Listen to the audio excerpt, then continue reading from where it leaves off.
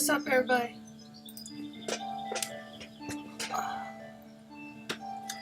Oh, you know what I was gonna say? If there was a way to put. Hi, Ellen. What? If there was a way to put chat on the screen, but like, blow it up. Well, then I have to go over there to type. Oh, gotcha. Yeah. Which, that sucks when I'm actually streaming. Like, if we're watching somebody's Twitch, that's different.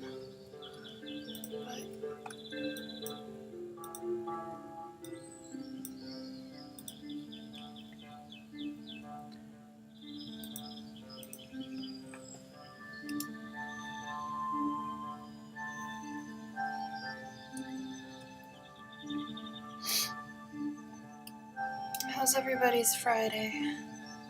Good? It is Friday.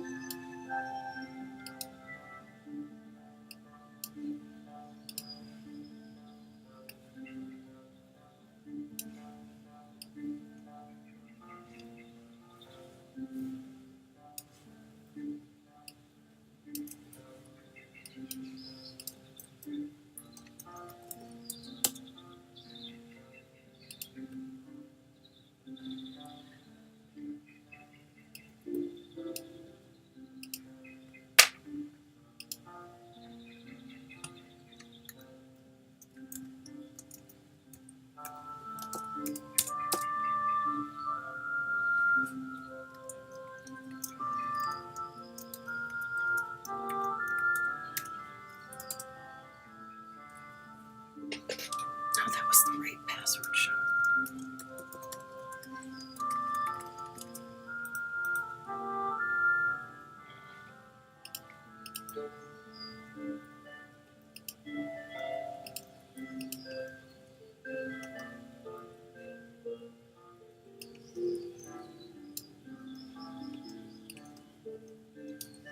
Whoa. Come on, computer, what's going on?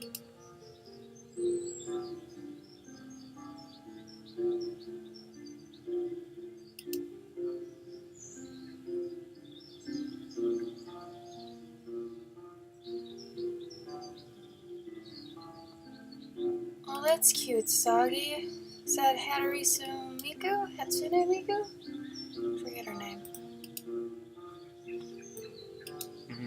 Cute. The video's not showing up? How do you mean, Emily?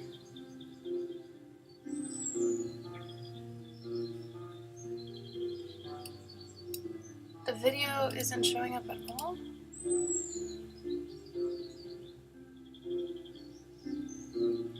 Hey guys!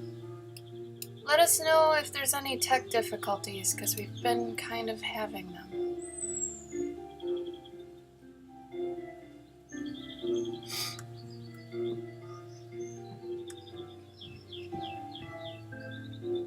They go to Subway.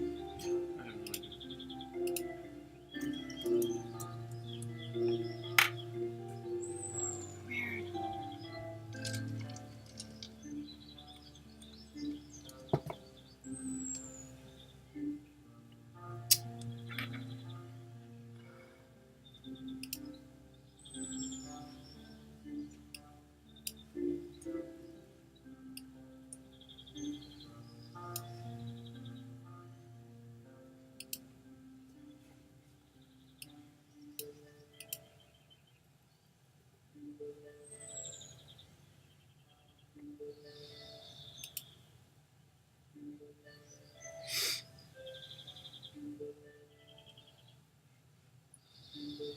No, this one's a fox. I'm actually doing a fox this time. This guy wanted a fox in armor. I don't just do pets. If you want any kind of thing in any kind of way, I can usually do that. Also, my apologies. I am sick apparently now.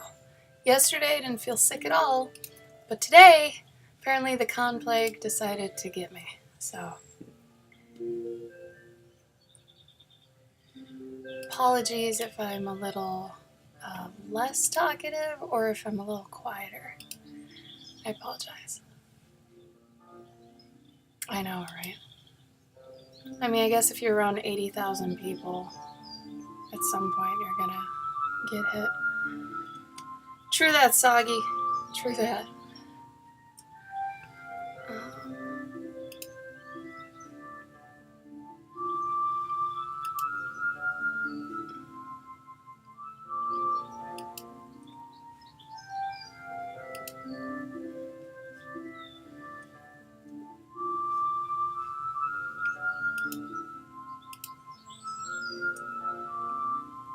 Well, thank you, Lychee. I hope I get better too.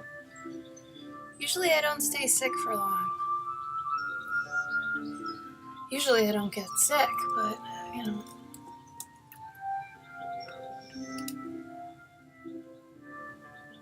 Hell, I don't even think I'm full-blown sick yet. I just feel very, not up to par. Up to snuff. Fuck you, Fox News. Get out of here. I keep trying to type in Fox, and it's like, Fox News? I'm like, no. God, no. Nobody wants to go to Fox. Yeah, get out of here. Why would you pre-populate that? Who does this?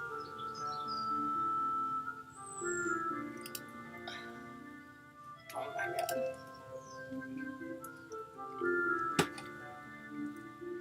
Oh yeah. Oh yeah, sugar. Sugar boy.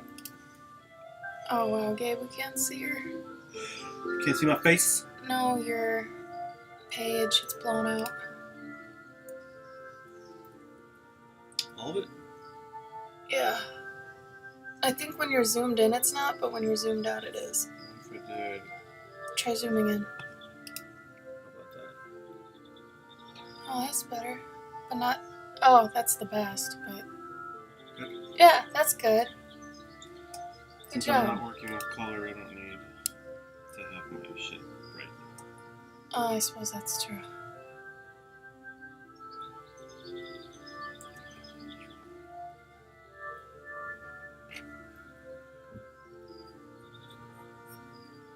Everybody having a good Friday? Not the Good Friday, but a Good Friday.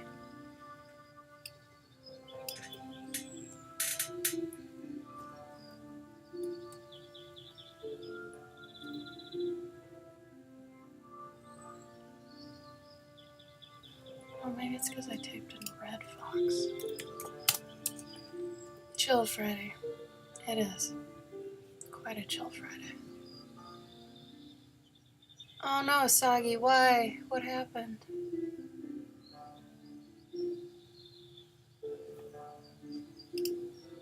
Also, it's over now, so you can rest assured. The rest of the night can be baller if you make it so.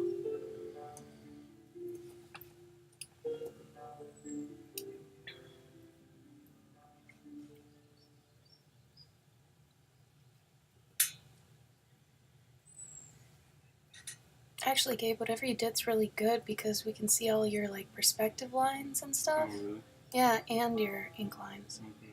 So that's great. It's great.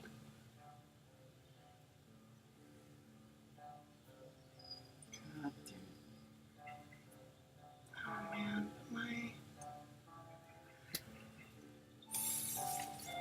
that's gonna blow up my face a bit. Oh no, okay, cool. Hey, yeah, that's great. Now I can actually see my drawing, but it's blown out. Here we go.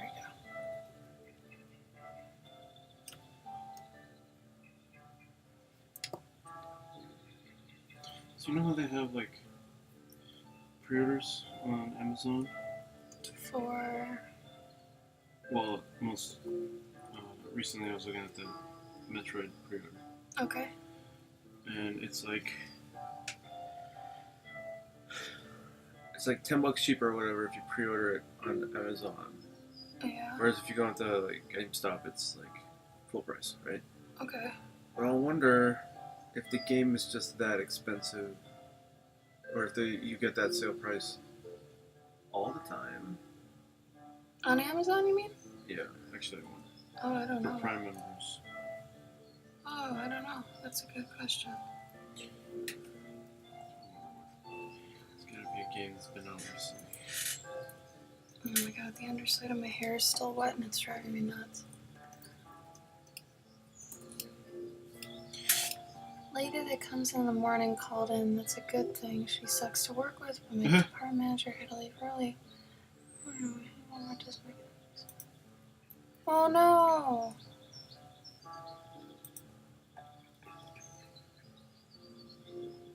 I'm sorry, Soggy. That is a shitty Friday night of working.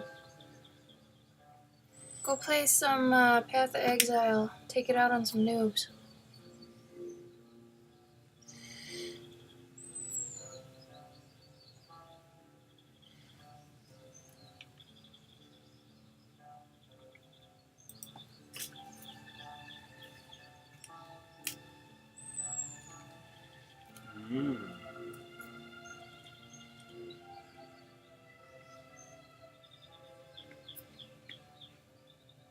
What have you found out, Gabe?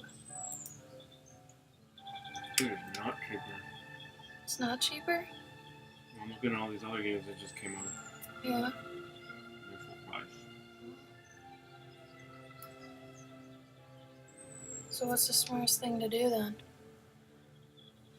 Save $9. Got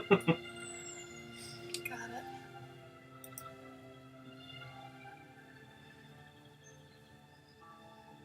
Hey, Pikmin!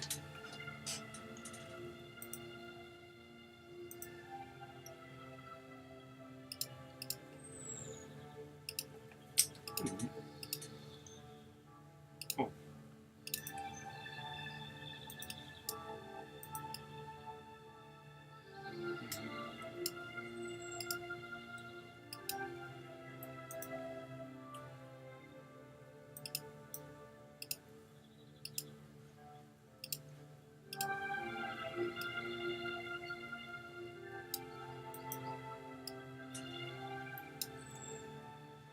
Oh no, Emily, are you still having problems?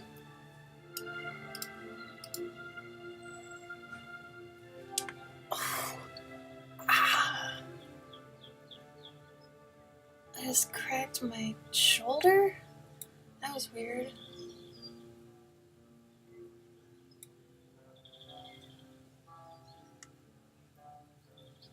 Oh my god.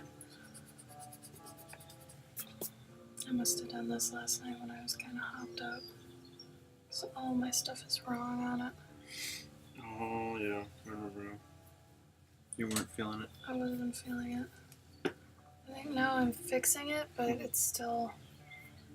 I don't know. He had so many specifics on it. Which I'm fine with. That's fine. It's just...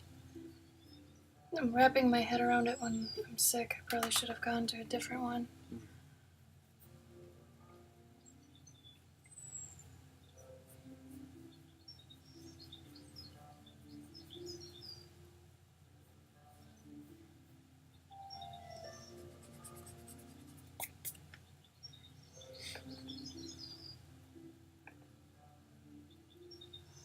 Do you have bad internet, Emily?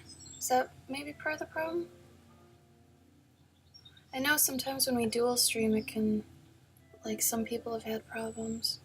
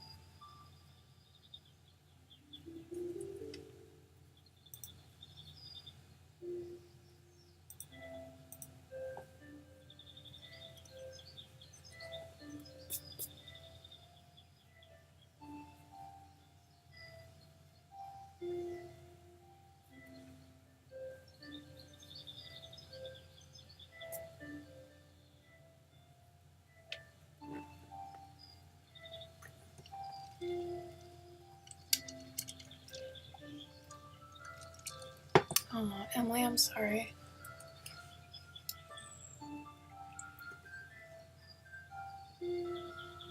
Hi, Cass. Sorry you're having trouble too. I wonder why. Guess maybe it is us. I mean, it could be us.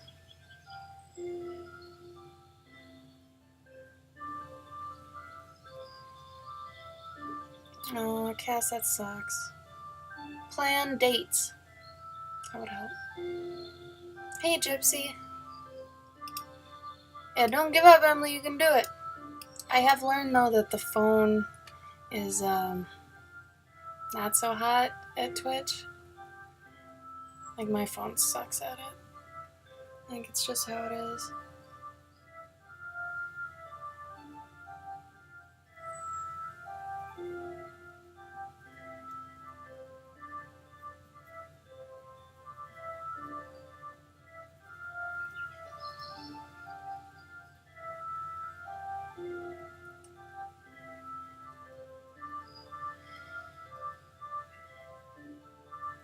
Gypsy, how's the video for you? I think in the past you had trouble too when we were dual streaming. Does it look alright to you? Video and all? Sometimes I feel like I'm running a spaceship. Gypsy, report. There seems to be a technological error on server 5 and 6. Hey, Steven.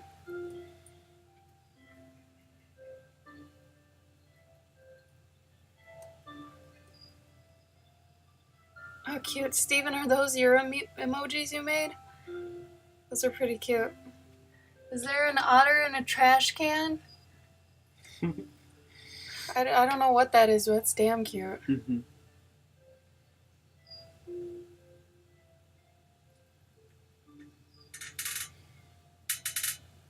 I'll kick my own ass. Ah, girl. Kick ass, Cass. Kick his ass, your ass. Ass butt. Ass butt. Hey, ass butt. I can't believe they called back to that. Yeah, that's true. I wonder if any, like, Castiel fanatics, like, lost their shit and cried or something. Girls can be weird. Oh my god, he said it again. I'm glad he at least said it at the The appropriate right time, yeah, and they didn't force it. It's true.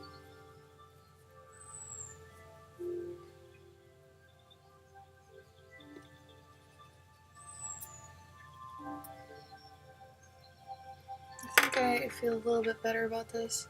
You want to look at this real quick and tell me if the face at least looks better than last night? Smarmy. Is that okay? Yeah. Okay. For those that are coming in late, I have come down with a cold, so I apologize. I did somewhat promise you guys that we would stream today, and by hell I'm gonna stream. But in case I'm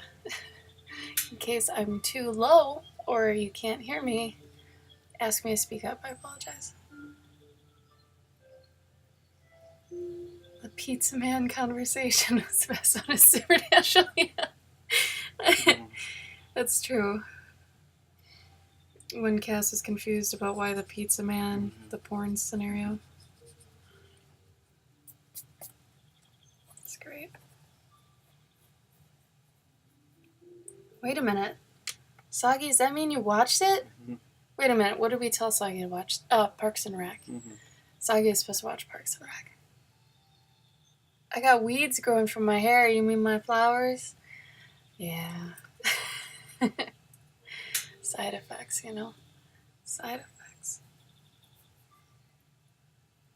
For some reason, he looks lopsided.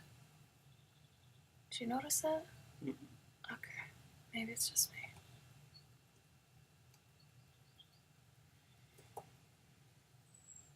Alright. Oh, he wanted a specific type of sword, too.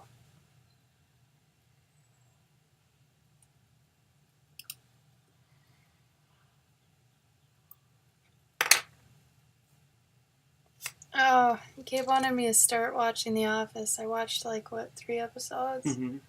It's so much more... What's the word? The comedy is so much more just laid back, or... It's not dark comedy, but it's, low-key, I guess? It's very, I always felt it was very, Subtle? yeah, but also,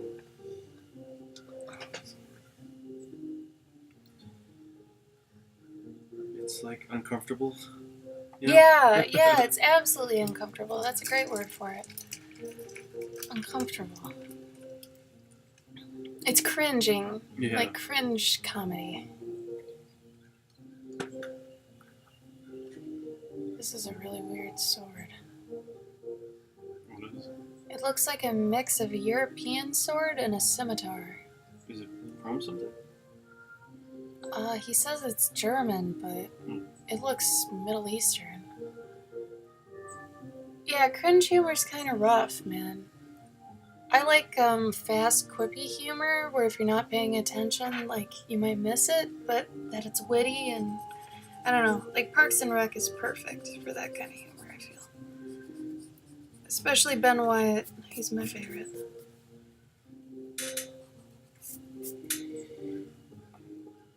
Gabe and I like Adam Scott so much that we watched Little Evil recently, which is it's a dark comedy that's sort of riffing off all the devil children movies like The Omen, Poltergeist. There's another one in there. Maybe even Problem Child a little bit. Yeah.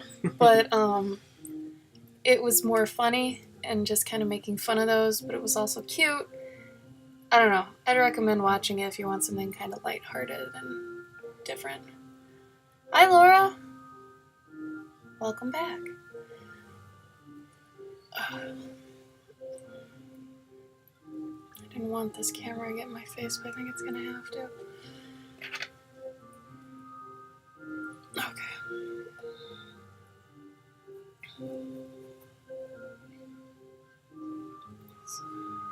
There'd be a sheath there, but I don't want to put a sheath there.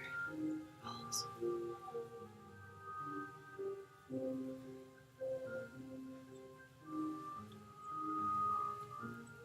I just stopped watching horror movies altogether. I don't know if I was ever really a horror movie buff anyway. If I did watch them, I liked the ones that were obviously more psychological than gory or grotesque. So I appreciate Silence of the Lambs. I actually like Hellraiser, even though it's a little bit gory, just because it's really creative. How they did Hell, just getting to Hell with the puzzle box, all the characters, each being their own sort of tormented thing. I don't know. Gabe, have you seen Hellraiser? Any of them? No, for good reason. I think I watched the first one and it really fucked me up. Yeah, I watched them when I was too young. But... And then I think the last time that I tried watching one was there was a fat dude with razor sharp CDs that would come out of his stomach. I was done because that was when CDs were first new, and I'm like, I can't touch his I CD. can't do this shit. Yeah. Thank you, Wade. I've heard the new It movie is really good too. However, it brought up a good point last night. I was talking to Gabe. What up, Wade C? And I was wondering, why did Stephen King call it It? I mean, maybe I don't know enough about it, but from watching the old movie, I knew the old movie, but, I mean, if the clown's name is Pennywise, why'd you call it It? I wonder when. Because Pennywise is scarier. Pennywise. I don't know, actually, but... But I was saying earlier, I imagine it's because they're saying, they're calling it, they're like, it's gonna get you, it's coming. It is its pronoun. Oh, okay. Call me it. I mean, it makes sense. Oh, it wasn't really a clown? That would make sense. What? I mean, even though he has a name, you know. And that's another thing. Do they name him? Like, when do they name him? I don't know. I don't know if it's in the book. Like, does he show up and it's like, hey, kids, before I kill you, I'm going to let you know what my name is? No, I think it was because they do the whole flashback history thing, like, oh, there was this clown. Oh, really? Yeah. Oh, I mean, in the old one, at least, if I remember. Yeah, Hellraiser was scary. And I think the second one is the one, like, the not life save scene that stuck with me forever because I saw it when I was like 7 or 8, which was probably a bad idea. But they were like having sex on a mattress, and like, I don't know, somehow there ended up being blood and stuff. Somebody died on the mattress, and then like all these demons came out of the mattress, and like there were chains and shit. Like, it was really messed up. So, I mean, I can kind of appreciate it if it's creative though. And I never watched any of the Saw movies. I think the one scene I ever saw was the needle pit, and I checked out. I was like, no, can't do a needle pit. I won't. Oh, actually, my favorite horror movie that, I mean, when I say favorite horror movie, it's not like I'll still watch it willingly, but the one I appreciate the most, I think, was 13 Ghosts. That movie is dope. I still have to buy that. That's like my favorite horror movie because it's just so, it feels like a video game. I like it a lot. And I thought the Silent Hill movie was actually decent. Not the second one, the first one. I thought it lived up to at least Silent Hill 2 and 3. I can't speak for any Silent Hills after 3. But anyway. Sounds like my kind of party. Soggy! Well, you can probably get everything you need at Walmart, so. You got your mattress, your chains, you know, what have you. Whatever you're into. I don't think they sell mattresses, but... I bet they do. Actually, they do, online. Well, online, but Walmart in the store, online. Because that's from Walmart online. Yeah, they got plenty of futons you can have death sex on. Lots of death sex. Like, whatever. You know, open up a portal to hell when you can. I think they have baby cribs. That's that. There you go. If you're, you bring along like a short person, why not? I mean, depends on the haunted house I guess we're constructing now. Mm-hmm. Hey, that's what Tim should do. Oh, that would screw up the neighbors. Never mind. Brian would be a little bit... What, make the outside look like a... They'll have like a baby crib and have something pop out of it. Like, we could probably go on a Goodwill for like $5. Mm-hmm. We're not gonna be here for that. Oh, wait. Cass is saying stuff. Remember how to talk in class when you're... Oh, Cass, that's awesome. Thank you. So it's yeah, that makes sense. Okay, so it's a monster. It's no longer a person, doesn't deserve its name, sort of thing.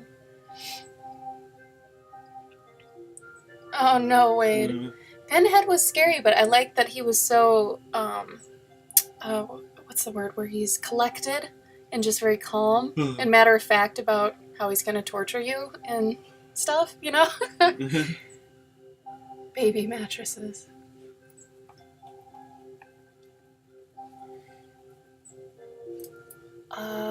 What about, what other horror movies are there? All these, like, second-rate ones are popping in my head, like Candyman and, Lawnmower Man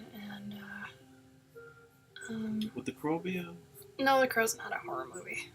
If anything, it's drama. Halloween movie? It's a Halloween movie, yeah. Because, I mean, they die on Halloween, or get married on Halloween. But, Big mistake. Huh? Big mistake. Yeah. But I guess it's a good thing. Who gets married on Halloween anyway? Nobody. Which is funny because on The Crow 2, it was the Candyman. Yeah, he was in it. He was the the main second bad guy. Crow wasn't that bad. I hated it when I first saw it just because it wasn't the first one, but it was kind of neat that they tried to include Sarah. Oh, that's right. It was the Day of the Dead. Yeah, that's right. That was kind of neat. I saw that in theaters. I saw both on theaters. The guy was trying to hide his accent so bad, though, that you couldn't really understand what he was saying most of the time. Yeah, who was the... I don't know, but his name was Ash. Was it still him though? No, it wasn't. No, Brandon Lee had died.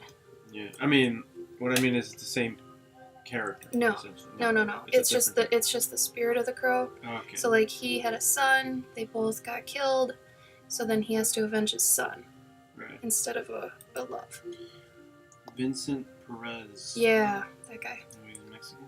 Yeah. Well, it was a Day of the Dead one, so they probably want to be legit. Oh. It had Iggy Pop in it too. He was in Queen of the Damned. Was he? No. You're No. thinking of Stuart Townsend. Well, no, I mean he was in Queen of the Damned, but he was Marius. Oh. I don't know. Cutlass. It's not a cutlass. It's a. He's very good at his armor. He has a German Messier. That's why I was saying it looks up here. It looks like a European sword, but then down here it looks like a scimitar. So Germans? I don't know. Oh my god. Short story. I had a friend at my last job who was scared to death of birds, right? And we thought it was funny, and we're jerks. But she would do bad things like kick over bird nests and like stomp on them and shit. And I mean, that pissed me off every time I heard about that. So we wanted to prank her. So we took a Bluetooth speaker, put it like behind her in her office.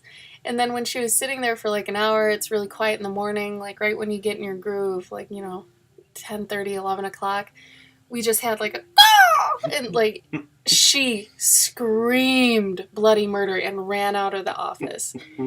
And I wasn't near her, but I heard it and I lost my shit. She kind of deserved it.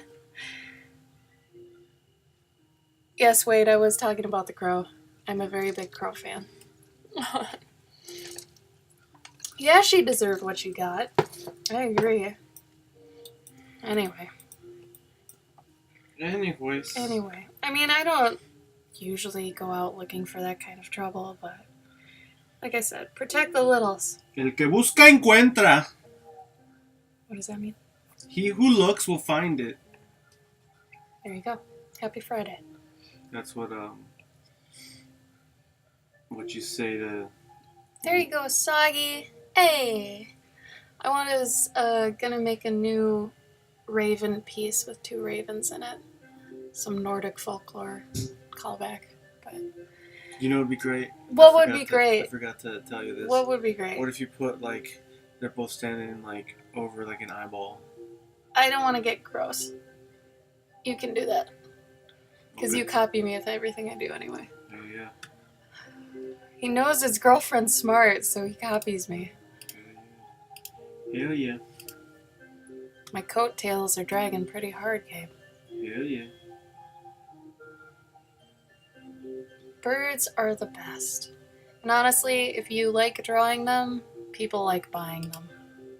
Birds are a very safe bet. I actually have a woman right now who wants to commission me to draw birds that had been, that had made a nest in her window. I forgot to tell you this. Mm-hmm. Like a year ago, and then they had like a little family, but she doesn't want it quite to be a pet and armor portrait, so she doesn't want it to be that expensive, but she also wants me to kind of commemorate them, so I have to figure out a little in between there for her. Either way, I'm happy because I get to draw these cute little troops. Well, I guess that would be a nice like $100 thing, or just like That's what I was thinking. Yeah. I told her 80, but I don't know. Maybe like just a black and white. Well, she wants a little bit of color. That's what I was saying. Oh, She wants a little bit of color. I'm like, what do you mean by that? Did she send you the pictures of the birds? Yeah, they're Carolina wrens, so they're like kind of brown anyway. So I was thinking of just doing the whole portrait in like tans. Mm-hmm. Seemed like it would work. Does anybody else have any stories from today? Soggy's story was a little bit sad. Sorry, Soggy. I'm sorry you had a shitty day.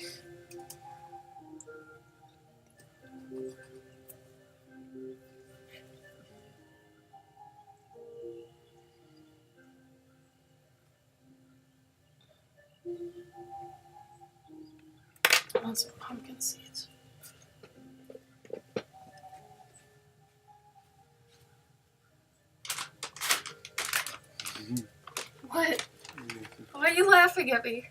I don't know. I didn't know what you said. I want some pumpkin seeds. These are the best ever. I love them. I get them at Woodman's. Oh, they're so good. They really tear up my stomach, though, really bad. Oh, the camera keeps fucking... I feel like that's going to be one of those things where you're going to be at a con and somebody's going to... Bring me pumpkin seeds? Yeah. I basically eat bird food. Mm-hmm. Or rodent food, rather. Oh my god. Birds eat that shit too, right? Hmm? Birds eat that shit too, right? Pumpkin seeds? Yeah. I mean... If they can find them. Hmm? If they can find them. I don't know about pumpkin seeds. Pumpkin seeds are big. Which is kind of weird to me, like, because, I mean, you know, like, when you buy hamster food and guinea pig food, it's basically just a bunch of seeds. It is, but it's not salted. It's been cleaned. Yeah. But then I'm wondering, like, what do they actually eat in the wild? Are there guinea pigs in the wild? Where? Europe. Europe. There are wild hamsters, also. Oh. Nobody thinks about this anymore. But there are wild hamsters, and they are from Europe. You're welcome.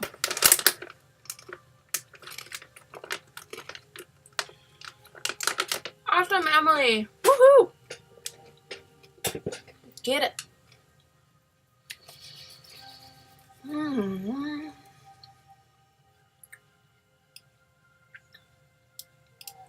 Workfest. What? Lutefisk? Mm-hmm.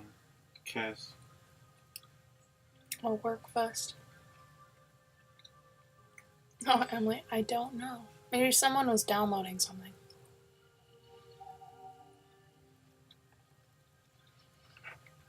I feel bad about this commission because it's for a friend, and he ordered it in February. So... Oh, this is, This is Kevin's. Oh. Yeah. That's why I wanted to make sure it's, Mm-hmm. up to snuff.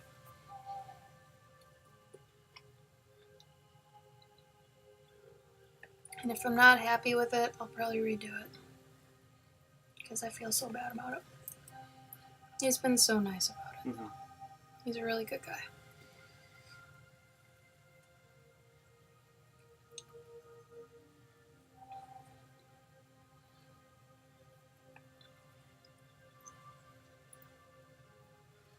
I want some sweet emblem junk on the front of this. Some of these patterns on this armor are like super rough, man. What do you mean super rough? Like, they're difficult to emulate. Mm-hmm. I don't know. They're just strange.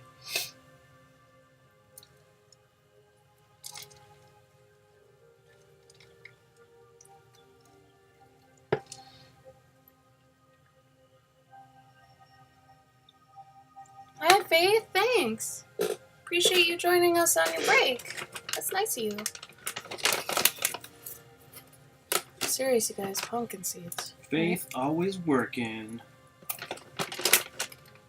Hey, man, at least you're making money. That's more than us. Pretty soon, Faith is gonna be running that store. If she wants to. That's when the big bucks come in. Gabe, do you want me to zoom in on your picture, or do you like where it's at? I'm fine. I don't know where it's at, but I'm sure it's fine, right? It's basically a bus shot of you. Oh, yeah, that's fine. Okay. Oh, chat, that's fine.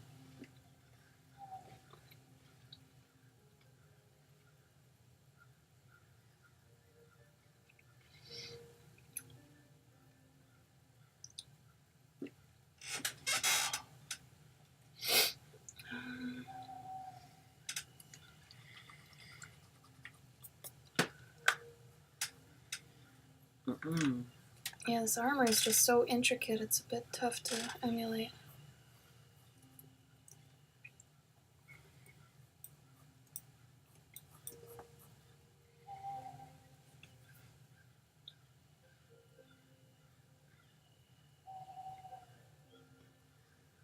Woohoo!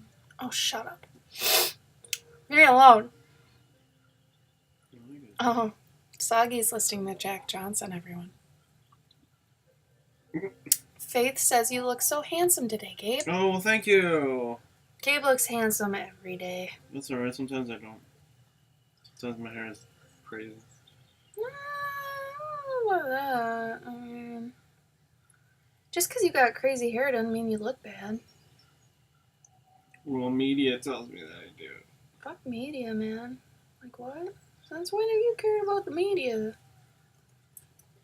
Media.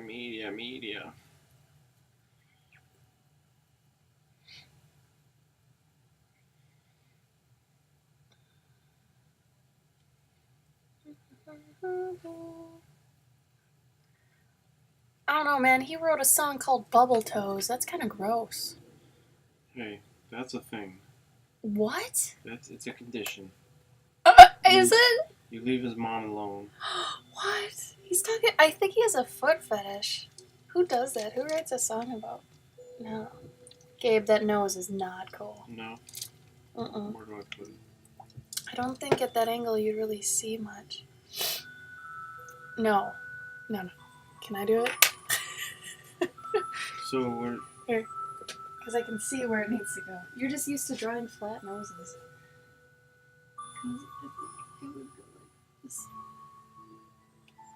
Because it would come down and be like that. Yeah. So you gotta draw more bridges. You don't draw enough bridges. All your people are Jewish. Or Italian.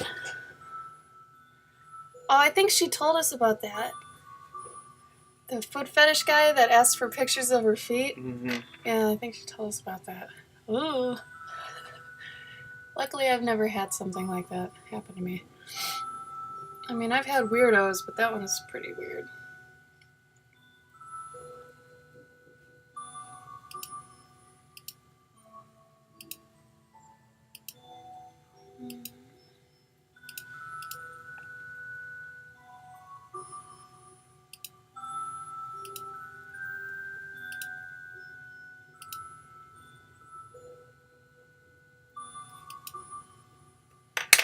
Andrew Loomis. Why does that sound familiar? We were just talking about it. Well, Lychee wants to know if you've read them. If I've read them? Yeah. When I was a kid. Not a kid, but in my early 20s.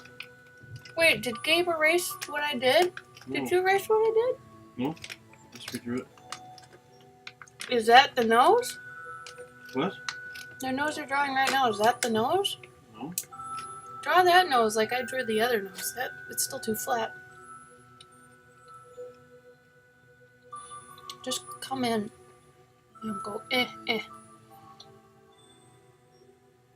Yeah, better. Much better.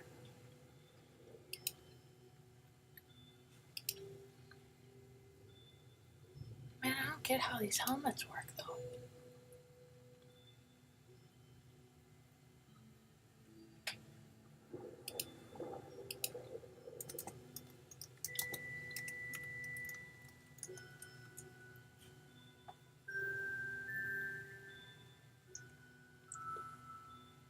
That's weird, Faith. Who asked to see your picture? You're not on Tinder, are you?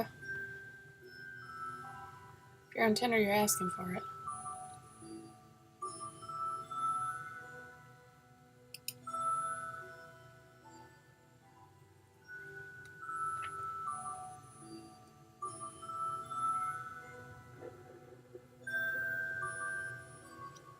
Bye, Faith. Thank you for explaining things. Steven, right? I was gonna say something about how weird that was, but I chose not to. An elven bunny. I was mixing too much stuff.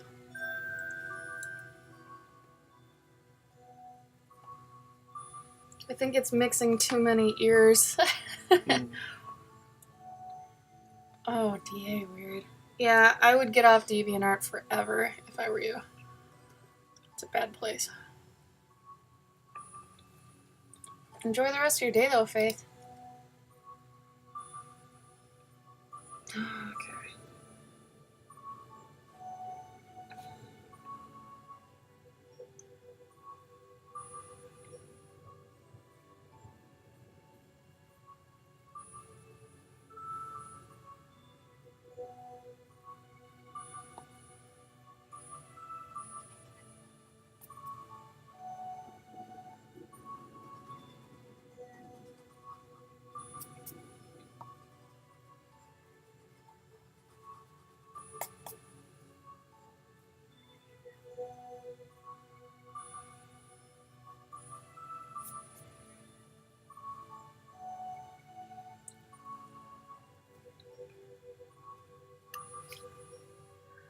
Wait, because it's kind of a cesspool of bad. I mean, Gabe and I were there for probably 10 years. I was on it through majority of my teenage years, but it was okay back then. But now kind of Tumblr's taken over the DeviantArt feel from then, and now Deviant is just like a place for people to hate on each other. Like, I tried going back to it, like maybe 2 years ago. I put up, a couple pieces of art, and the first comment I got was like, just terrible. They were calling me a fag. They were saying all this terrible stuff. I'm like, oh, okay, now I remember why I left. All right. It just doesn't do much for you because a lot of the people just steal things. The only thing I keep going back to it for is stock photos. Like, people are still really good about taking stock photos, but the comments and stuff, it's just so not worth it. So, and it's not even a reputable art platform anymore. Like, if you really want to use a good art platform, now you can use like Instagram, Facebook, ArtStation, CG Society. Like, there's way many now. I don't know, compared to back then when that was kind of the only one. Well, it was that, and it was there's this other site. I mean, CG Society was around back then too, but God, what was it called?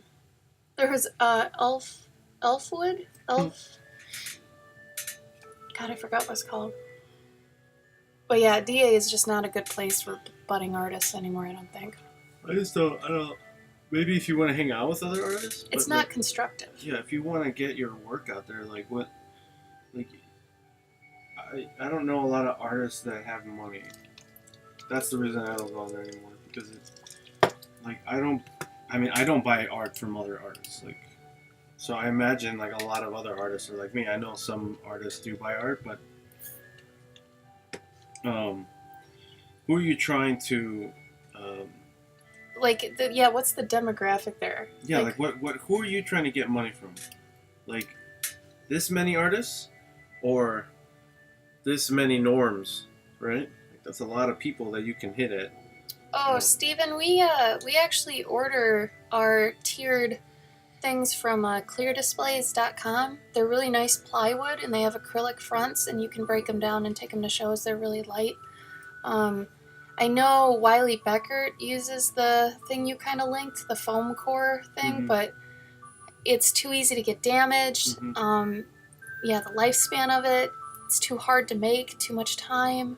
So I would suggest cleardisplays.com if you want something that's going to last a while and be good for taking to shows and stuff.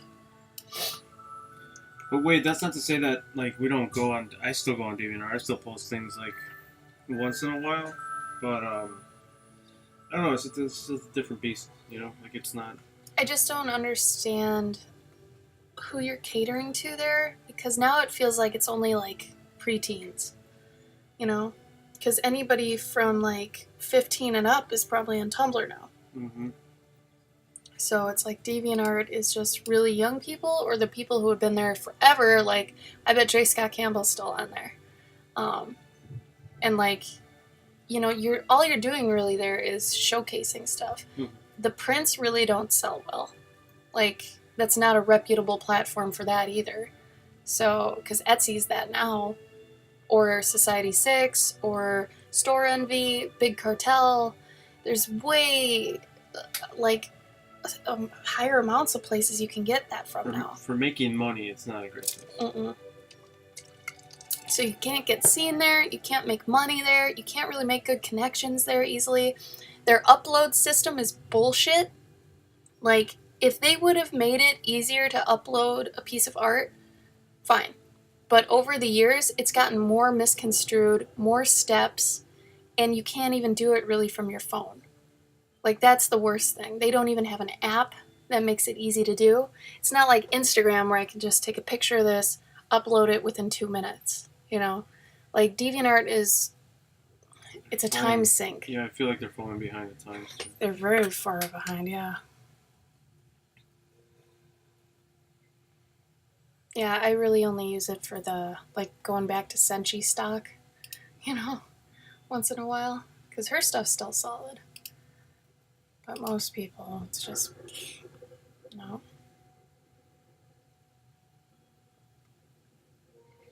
It sucks too because I have a friend that works there, and it's like, well. Oh, they know?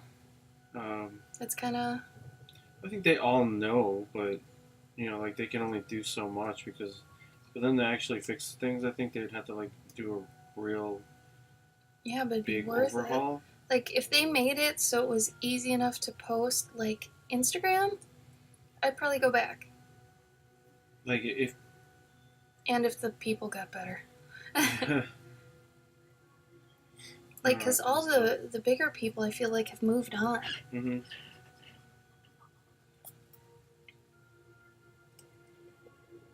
Like, I feel like at a certain point, you end up getting your own everything, your own site, your own, like, art pages and stuff. Because really, it's not doing much for you in terms of social media growth, being there. Not as good as the other things that exist right now. So really, it's not really helpful. At least you're not getting out what you put in with it, Yeah,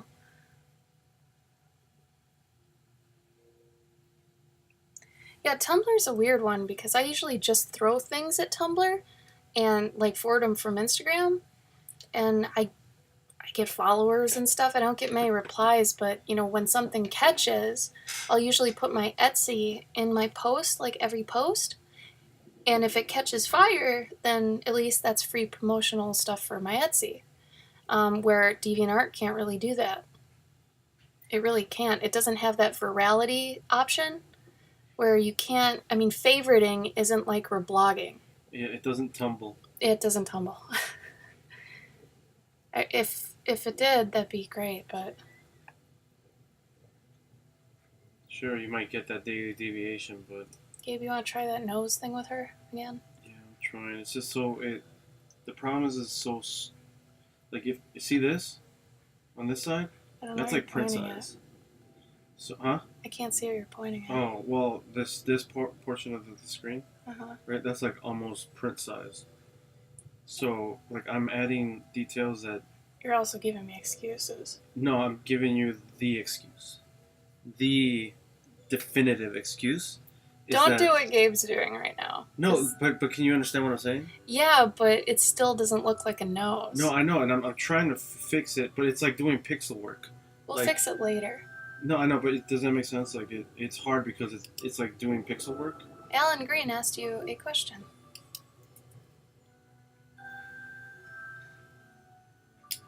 Alan Green, I am using Photoshop. Wait, no. IG and DA do not have the same hoops to jump through. Whatever. Okay, that's bull. Because DA, you have to choose the kind of art it is, choose what you use, choose this, choose that. It takes you through this, like, system, this bracketed system. IG doesn't do that. It depends on how much you want to put into it, like filters and stuff, but really, at its core, you could just snap, edit, put in your thing, and done. DA doesn't even use hashtags appropriately. Like, it's crazy. I don't even use ArtStation. My stuff just doesn't fit on ArtStation. It's not... I feel like ArtStation is more for either oil paintings or digital work. Like, really fine art type stuff. So I don't even bother with that.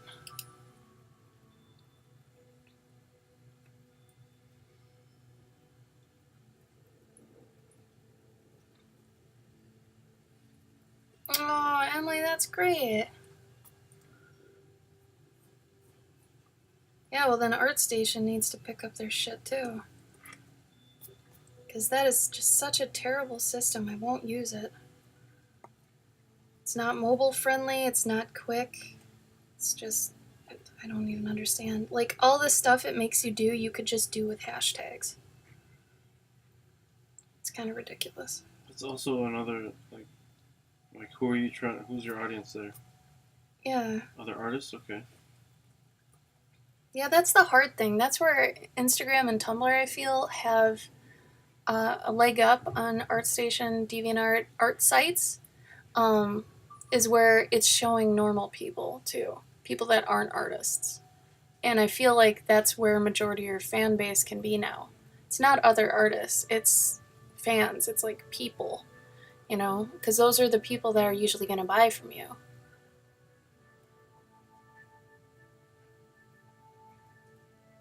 Why are you manually writing tags? Oh my god. So if you had an Android, there's this thing where you can have a clipboard. So in 2 seconds, I'm already here. Okay. I have a clipboard, and it's like, usually I put my tags in here, and then, oh, look, there are all my tags. And this took me, what, 30 seconds to get all that in there, and then I could just share it right now. When I had an Ain't iPhone, that deviant? when I had an iPhone, I used to keep my tags in a notes thing. Yeah. So I just switch over the notes. And Yeah, I mean, I've got tags in that clipboard for if I'm doing a painting, if I'm doing a certain type of book that's for my series, if I'm doing a certain other thing. Like, I keep them in there, and that's just bloop, bloop, bloop. It's fine. Work harder, not smarter. Wait. Right? Okay. Work smarter, not harder. Oh, Lord.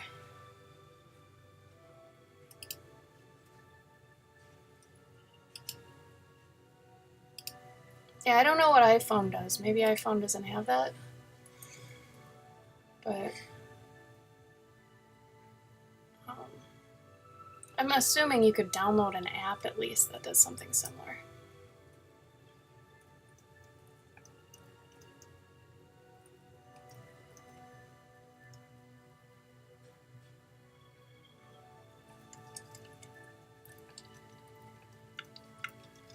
Oh, Alan, if you want a good program for doing line art, try Clip Studio Pro, which used to be Manga Studio, and they have a stabilizer. I use that on my coloring book, and I'm looking to see if I have one around. I don't. But it stabilizes it so it's always smooth. Always, always smooth.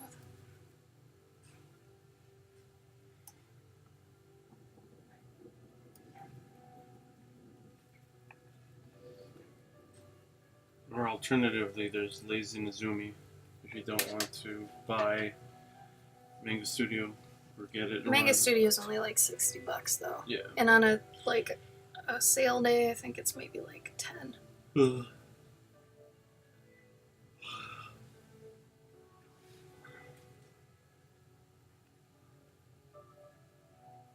Is Lazy Nezumi a plugin? Yeah. Oh. It basically does the same thing as Manga Studio. When I had my PC, I used a Paint Tool Sai. Hmm. That was basically the same thing.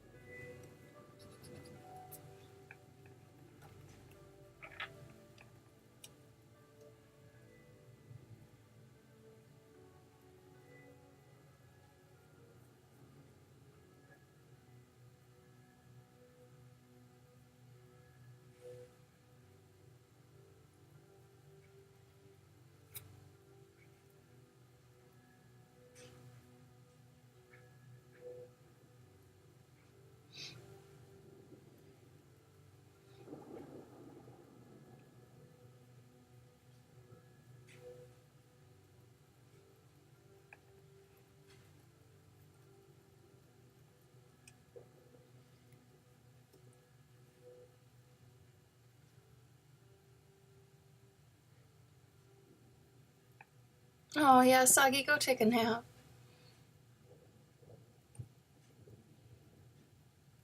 Yeah, you don't want a Surface Pro anyway, Alan. Don't go that route. He regrets it. All right, Sagi. Don't sleep too long, or else you won't sleep at night. Unless you don't have work tomorrow, then by all means, sleep until you're content.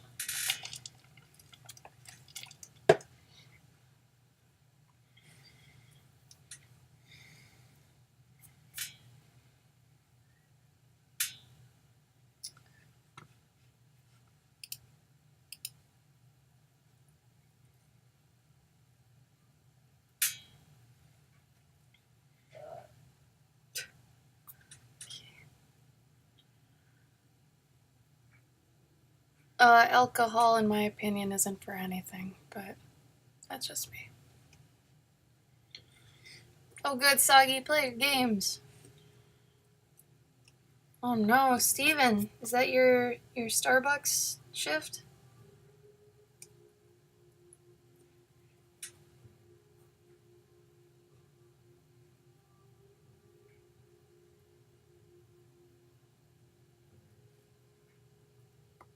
Dang. What do you work till then? Let's see, 4, 5, 6. You get out at noon then, or?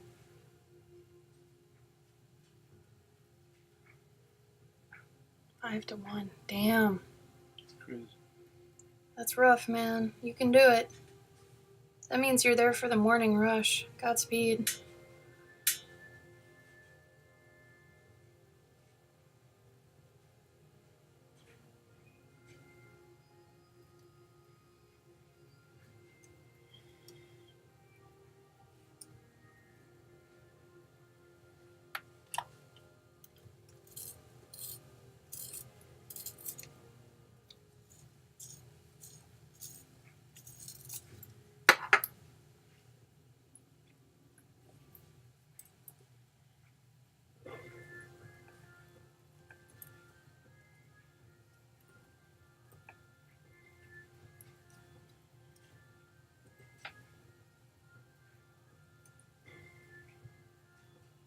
Oh, wow. You must get a lot of people then.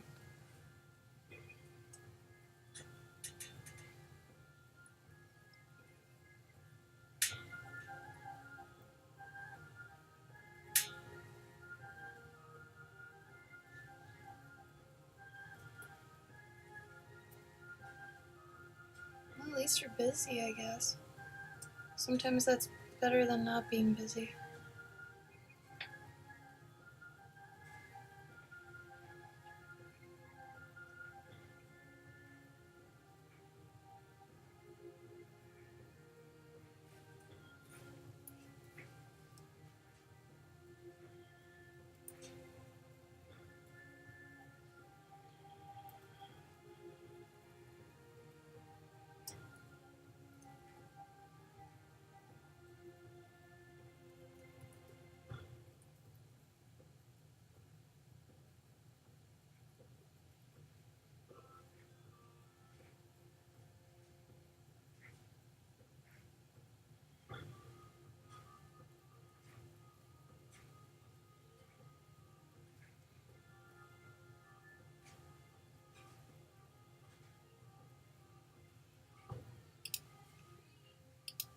Is Cat still here? I don't think so.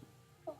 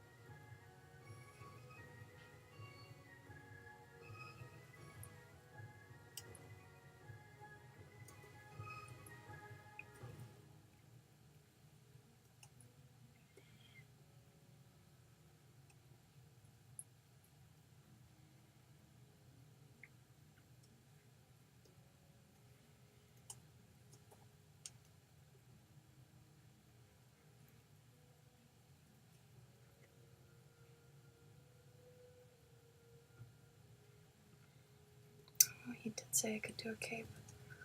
Cool.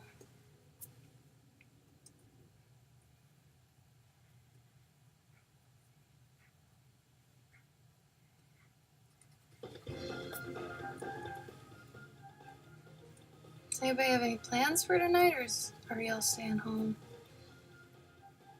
Ain't nothing wrong with staying home.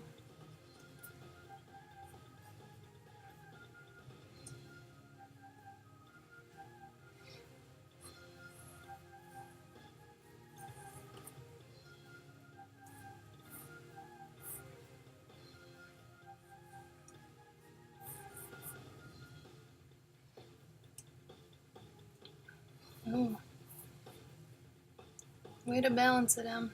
Good job.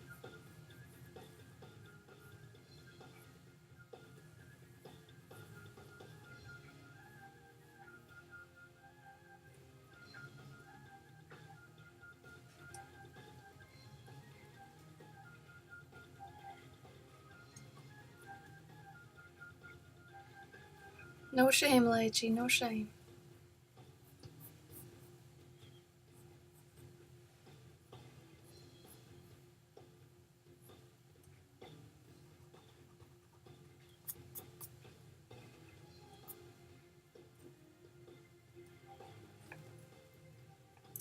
Uh-oh, Wade.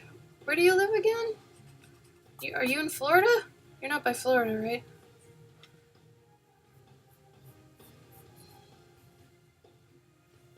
I'd really like a storm right about now, but not a Florida storm.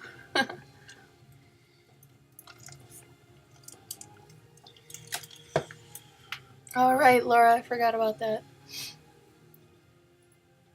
That's good, Wade. That's good.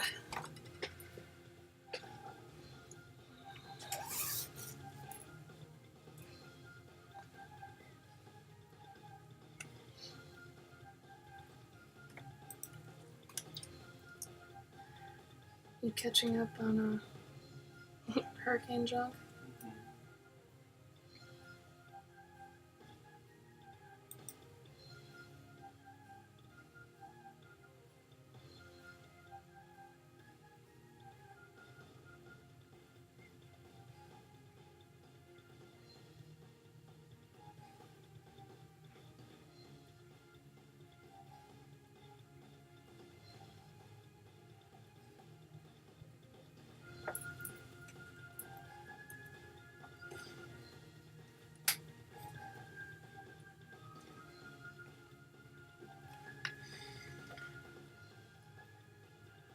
A tornado? Oh my god.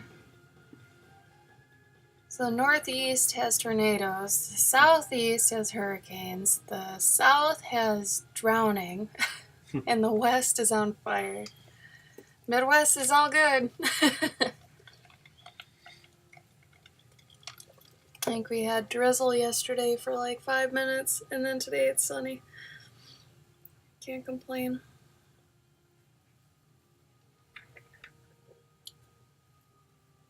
Oh, thanks, Laura. Glad to have you.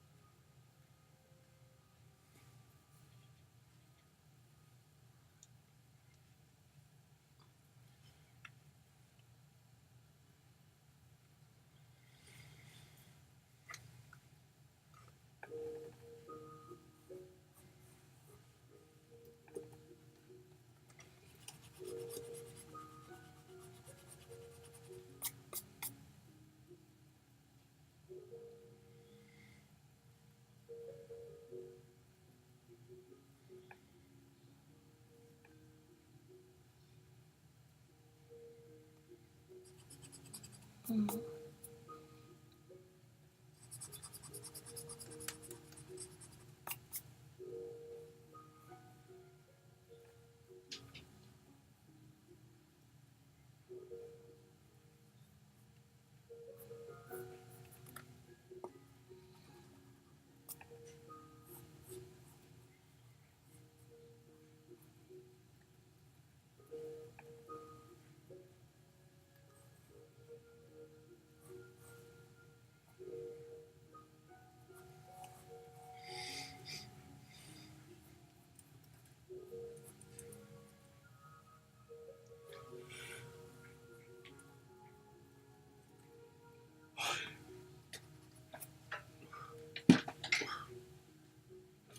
I can't imagine where I'd be without the coffee right now.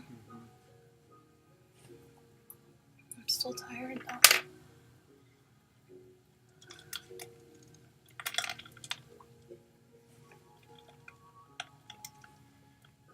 Oh, thank you, Alan. Thank you for always being so positive and gracious. You're wonderful. I hope you have a wonderful night at work. Enjoy. Be safe.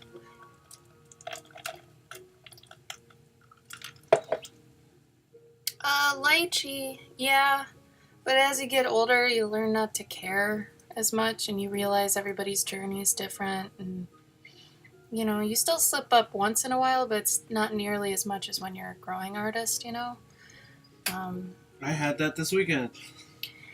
Gabe had a little bit of that this weekend, but I feel like you already bounced back a bit, It's just everybody's good in different areas, and you gotta play to your strengths and know where your weaknesses lie, all that stuff. I don't know, it can be a hard pill to swallow, but I think the most important thing that you gotta remember is that you're inferior to everyone, but you're also superior to everyone. yeah, you're always in the middle. I think that's the safest way to always go about it. Even if you're a master, to somebody, you're still inferior. Like Michelangelo or some shit. So if you just always feel like you're in the middle, then, you're fine. Just never say, oh, everyone's better than me. That's just pity party junk. You're wasting your time when you're putting yourself down and worrying. Yeah. When you could be drawing. Unless you're drawing and lamenting, you can do that. Sean does that all the time. You know what I was thinking about? What? The dudes across from us. The trading card dudes. Mm-hmm. I probably made more money than trading card dudes. Oh, you think so? Maybe. What was he buying his 2 liters in hoagies? No, not that guy. Oh. No, that guy probably made bank. No, even that guy, it didn't look like he sold much. Mm-hmm. But the dudes next to him, the two bros, big bros, I imagine I probably made more than them. I think so. Because their prints were even cheaper than mine. Mm-hmm. And I only remember like 1 or 2 people buying prints from me. Mm-hmm. I remember 2. Yeah. Steven, you're totally right. It's, like, before I did my mentorship, I was like, I was toying with the idea, and I'm like, do I even have anything to teach anybody? And I started thinking about it. It's like, yeah, I've got 10 years experience in mobile games. A bunch of people really want to know that or be in that, Like, I could offer that. And then I realized, oh, I've also got markers. I've been doing markers for at least 5 years now, straight, so I could totally teach how to get into that. So really, there's always going to be somebody you can teach, too. Even if you're a year into something and somebody's not at all, you've got a year on them that you could teach them stuff. So there's always options, You're never in a really bad place unless you're not doing anything. Mm-hmm. That's the only time you're really failing.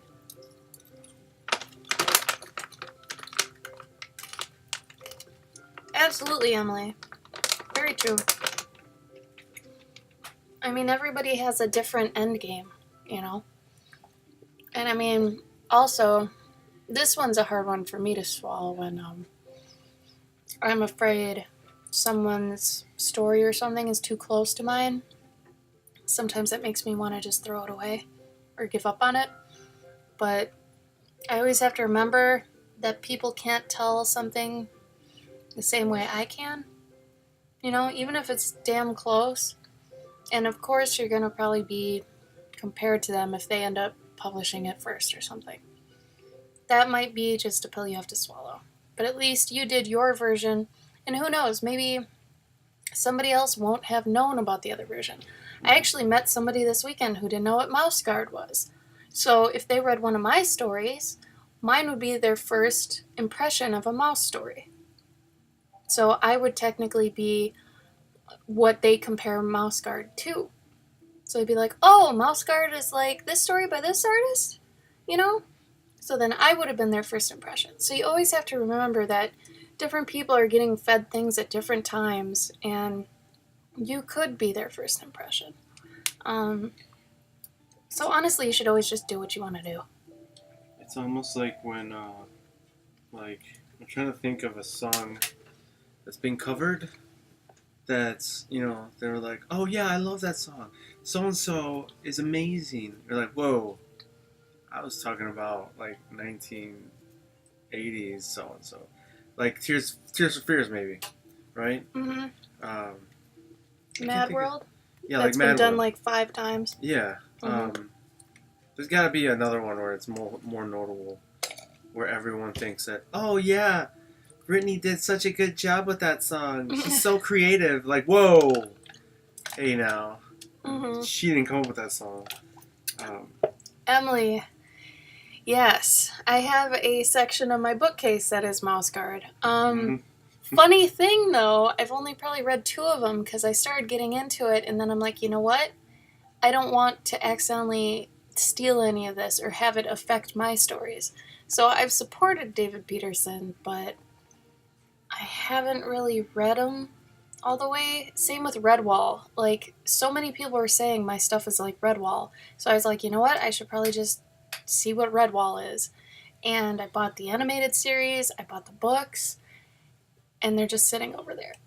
And I haven't actually read them or watched them because I don't want them to really affect what I've already got going on in here. Because I feel like because I haven't been influenced by all these things, the things I'm thinking of are my own, you know? Or at least they feel like they are. Where if I read those books and all those properties, I'd be afraid that I'd be biting on them or just retelling them, and I don't want to do that. Because I really feel like I do have something to offer in that genre that hasn't been done yet. My problem is just doing it. I have to. But yeah, Gabe's the same way with, if anybody knows, like, Jake Parker stuff, or I'd even say you avoid DaCosta a bit. I don't even know who he is. He's Chocolate Soup. He's the March of Robots guy. Oh, okay. Like, his robot designs are... I don't like his stuff. Oh my god, I love his stuff. I know that you love it. It's too... It's perfect. It's too clean and bubbly for me. That's why I like it. Yeah. I like bubbly robots, but I don't like his bubbly robots. I don't know what it is. That's my favorite brush. Like Jake's got very bubbly. It's more like things that could be, like his are things that could be preschool toys. Yeah. Mine are things that could be 3A. Like 3A or Transformers. So you like Ashley Wood? Well, Ashley Wood is too dirty for me. I mean like Transformers of the 80s were like blocky. You know, yeah, blocky, and also but like just like now it seems like it's like Legos back in the day. Mm-hmm. But it's like now, if you buy Legos, like they just make pieces to fix problems, to make things look more sleek. Oh, so like if you buy a car, they've created a piece that's just the wheel well. It's like no, you make your own wheel well and it looks like shit. All right, it's blocky. I know that all doesn't make any sense, but it makes sense in my brain. Wow. Oh wow, Steven, her stuff's amazing. Holy crap. What does she use? Oil? This is like too realistic for me, but she does it extremely well. I had no idea about this girl. This is wonderful. Yeah, see, why isn't this chick a Spectrum artist? Holy shit, this is better than everything I've ever seen in Spectrum. You know what, though? I think some people don't care about this. She doesn't use hashtags at all. Oh, there you go. But, like, she would fucking own there. Mm-hmm. This is beyond anything I've seen there. Oh my god. Like, there's been people that have asked, like, yo, I'm going to Spectrum. Have you heard it? You gonna go to Spectrum? What's that? Yeah, some people don't know what Spectrum is. Well, what the fuck? I kind of envy them. Because I feel like Spectrum has really skewed things for me in the long run. Well, it's... I feel like it's pulled... Doesn't help living here with the whole Spectrum hype either, because then you feel like you have to be retrofit into this mold. I think it's pulled. They pulled the wool over your eyes, or whatever that thing is. No, that's alright. You're right. Oh, she's got 12,000 followers too. She deserves it. Holy shit. Gabe, did you look at this girl's stuff? Is that her account name, Josie Moore? What are airplanes? Hmm? Yeah, Steven, what does she use? Oh, I don't like this. Oh, Wade C likes what brush you were using. This is what I'm saying, though. She's so realistic. Like, I wouldn't want to be this good. But the way, like, her technique and stuff, whatever she's doing and whatever she's using is just gorgeous. I'm assuming she's using oil. Yeah, this is like, it's boring.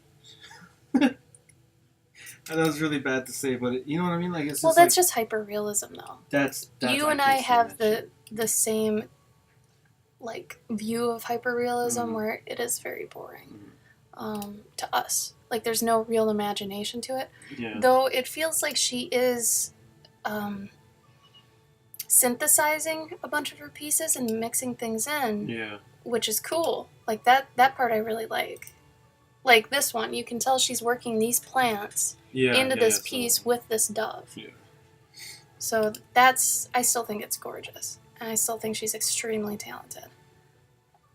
I mean, this is better than probably all the hyper-realistic stuff I've ever seen. But, yeah.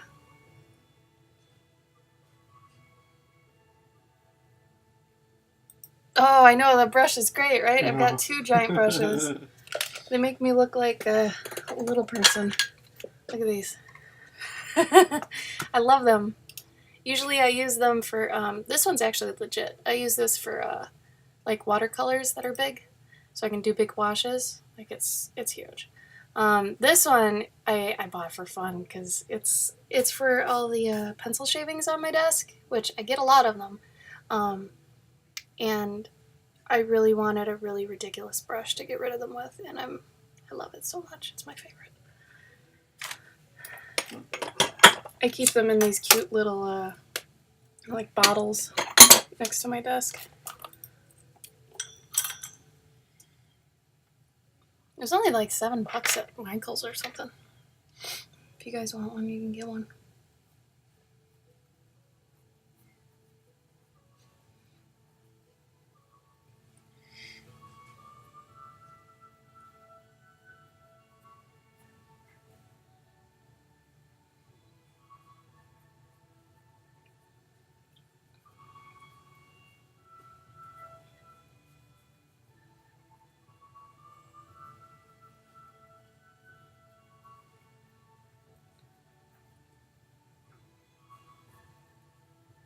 I was gonna comment on the like us looking at other people's stuff, and how I think we've gotten to the point now with our abilities where we don't want to look at other stuff because we don't want to borrow from it. I just trust my own. Yeah, we want better. to start evolving. We want to take whatever we've already borrowed and just start adding our own brain power to it and let it mutate. And honestly, like, I would recommend to anybody that is starting not to look at a lot of stuff. Yeah, I mean, that's kind of tough. Because I want to see what happens, you know? Because I feel like a lot of people who don't look at a lot of stuff end up just, those are the people that become... I would say don't study, like in terms of someone's style, don't have it next to you and try to emulate it, because I didn't do that. Now, thanks for the host, Steven. Hey, John the Studio's here. Studio. Everyone go follow John the Studio. Everyone go look at his For real stuff. Do it. It's nuts. I'll give you time. Go do it, because his stuff is legit. And his streams are like uber chill, feel good time. I feel like we get contact highs just being right, like last night. John's stream was lit. Very, very much so. But you guys should totally go follow John. Like, his stuff is so good. It's stupid. And like I said, the streams themselves are off-the-chain quality good. Like, they make you feel good. Unlike mine, which can sometimes dip into negativity. He makes me want to buy a $300 microphone. I think we all want to buy that, yeah. Just so we sound more buttery. Balance, yeah, dude. Yeah, I think, I don't know, when people just have the style next to them and are trying to just emulate it, maybe if you're first starting out, sure. But like later on, if you're still doing that, that's why I say, the people that are good and are still doing fan art, total disservice to yourself, man. At that point, you got to be making your own IPs and stuff, you know? Uh, mm, mm, mm. Just go ahead and exit. Yeah. I mean, studying from life is always good. But I'm just saying, like, your own visual library and stuff. You end up synthesizing everything yourself, and up here. So all the things you've seen, like, it took me a long time to actually realize who my real inspirations were because I couldn't really name them. Like, a lot of the people here I live with, like, they know exactly who inspired them right off the bat, and you can see it once they've named it. But, like, for me, I never did that one for one thing.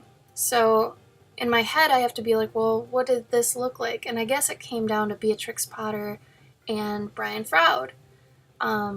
Because I do really love their stuff. I love the simplicity. I love the, fantastical aspects of it. But at the same time, I'm glad I never tried to study what they did directly. Um,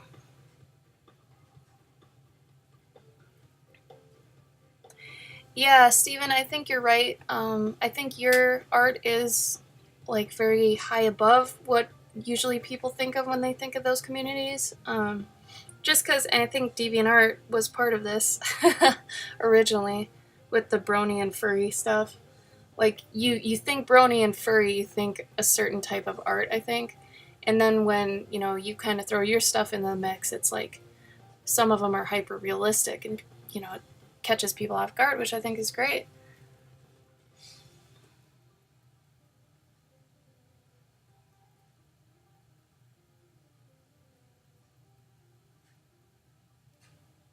Oh yeah, I haven't even messed with Picardo. Nope. I remember back when DA was big, like when Gabe and I first met, like 15 years ago. There was I don't want to say a sister site, but it was like an offshoot site called Sheezy Art. Does anybody remember this? They were copying DA to a T, and it was mainly for furry artists. And I had no idea about this until later, and that it was mainly for that, because apparently, like, a friend of mine had got me into making an account, and I made an account, and then I started browsing. I'm like, this is just for furry artists. I don't really fit in here. But like, I learned that it was like a furry art, deviant art. I had no idea.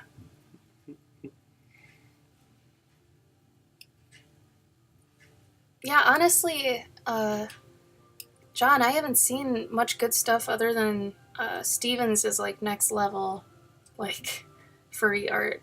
That's what I'm saying. Like, usually I see like a character sheet, and I'm sure there are really good ones out there for sure. But all I've seen, I haven't really been in that area very much. I don't know. So I haven't seen many, but the ones I have seen, it's usually like a character sheet, likes and dislikes, stuff like that. Like, I think it was during the Fursona thing that was going around for a while. But yeah, furry culture's new to me too. I mean, since I started cons, I've had a few furry commissions. They weren't the best experiences because the people were a little bit rude, but I've had some good ones too. Not to say that I haven't. And then I met Steven, and Steven here, Blind Coyote Art. He is a great artist. He streams. He's a furry, what do you say, person? Furry fanatic? Furry fan? I don't know. But a furry fan. Yeah, maybe that's it.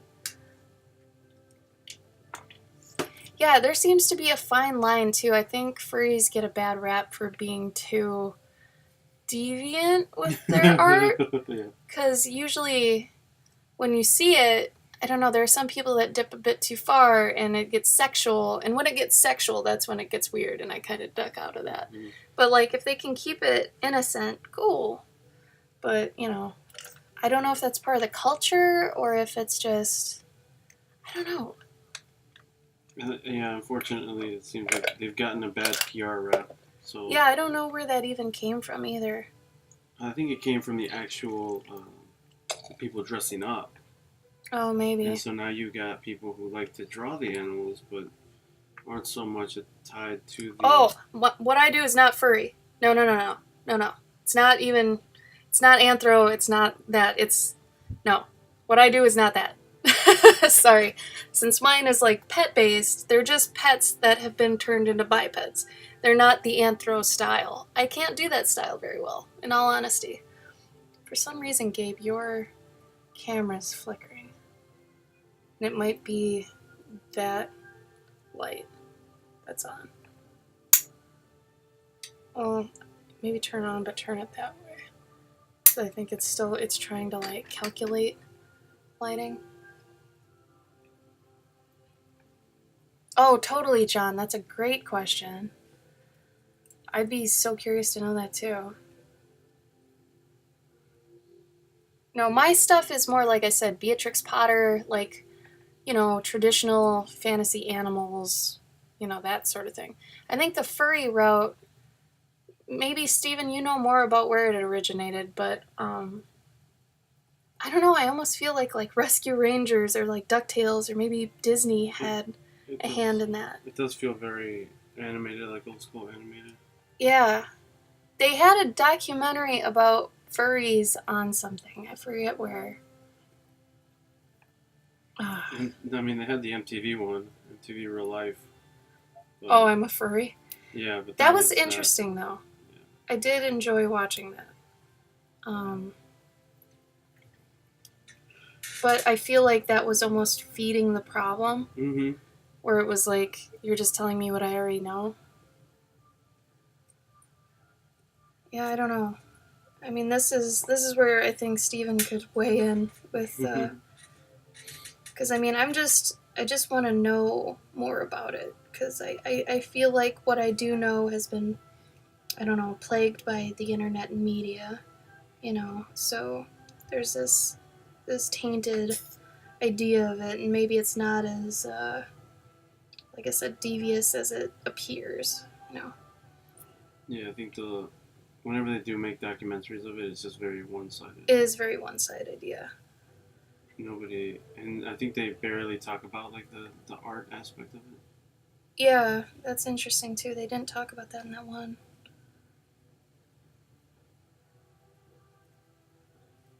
Because that makes me wonder too about like once again, I apologize, I'm getting sick. So my voice is a little makes me wonder about if there are like mascot conventions and things, like, or other sorts of get together in costumes that aren't cosplay, but they're different. I don't know. Non-anime? Something like that. I don't know. John, I know, right? I've been doing it, man. I don't think I have the right tea. Oh, yeah. Interview all the old cartoonists. I mean, basically, Don Bluth, he'd probably be like, I didn't expect this to happen. I don't know what it's from.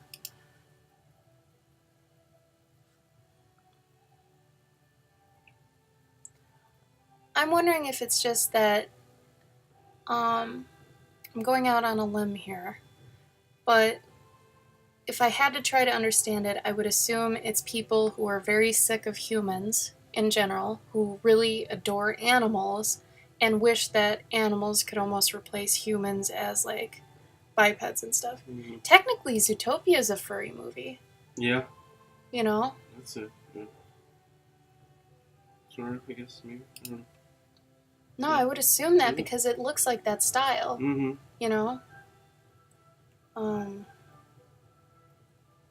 Yeah, I don't know. There's got to be like a furry checklist. Like, is it, anthro, whatever. But totally, man, totally. I'd love to see that. Okay, let's start on the chainmail. What? They did bank on it. They banked on furry culture. What? Zootopia banked on it. Oh yeah, I could totally see that. Made money. Yeah. John, you gonna stream tonight? Ooh, yeah. Ask. I know you're busy. Or are you on the highway right now in traffic? We got friends that work at like Nick and Cartoon Network and shit, and they're like, "Oh yeah, it took me 2 hours to get home today. That was fun." I live like 5 miles away. Yeah, like oh my god. Forget that, man. Get a Segway, girl. I think that's what I would do. Like maybe I don't know, like bike to work. Yeah, Steven, I mean, not just anthropomorphized, because I mean, I'm technically doing that too, but I don't consider mine furry. Like, I think there's a difference between furry culture now because they all have a very similar look. Mm-hmm. Like the really big snouts, you know, really thick, really big anime eyes. Like, I think that might actually be the factor is the eyes. Because if you do an actual animal eye, they're not as big and jelly and anime as the furry eyes are. You know, and furries tend to, it seems like, take attributes from other animals too. Like different kinds of lizard tails or horns or things like that. Mm-hmm. We're not in Chicago, no. We actually live near Milwaukee in Wisconsin. That's where our art house is. But Gabe's from Chicago. Mm-hmm. And I'm from Minnesota.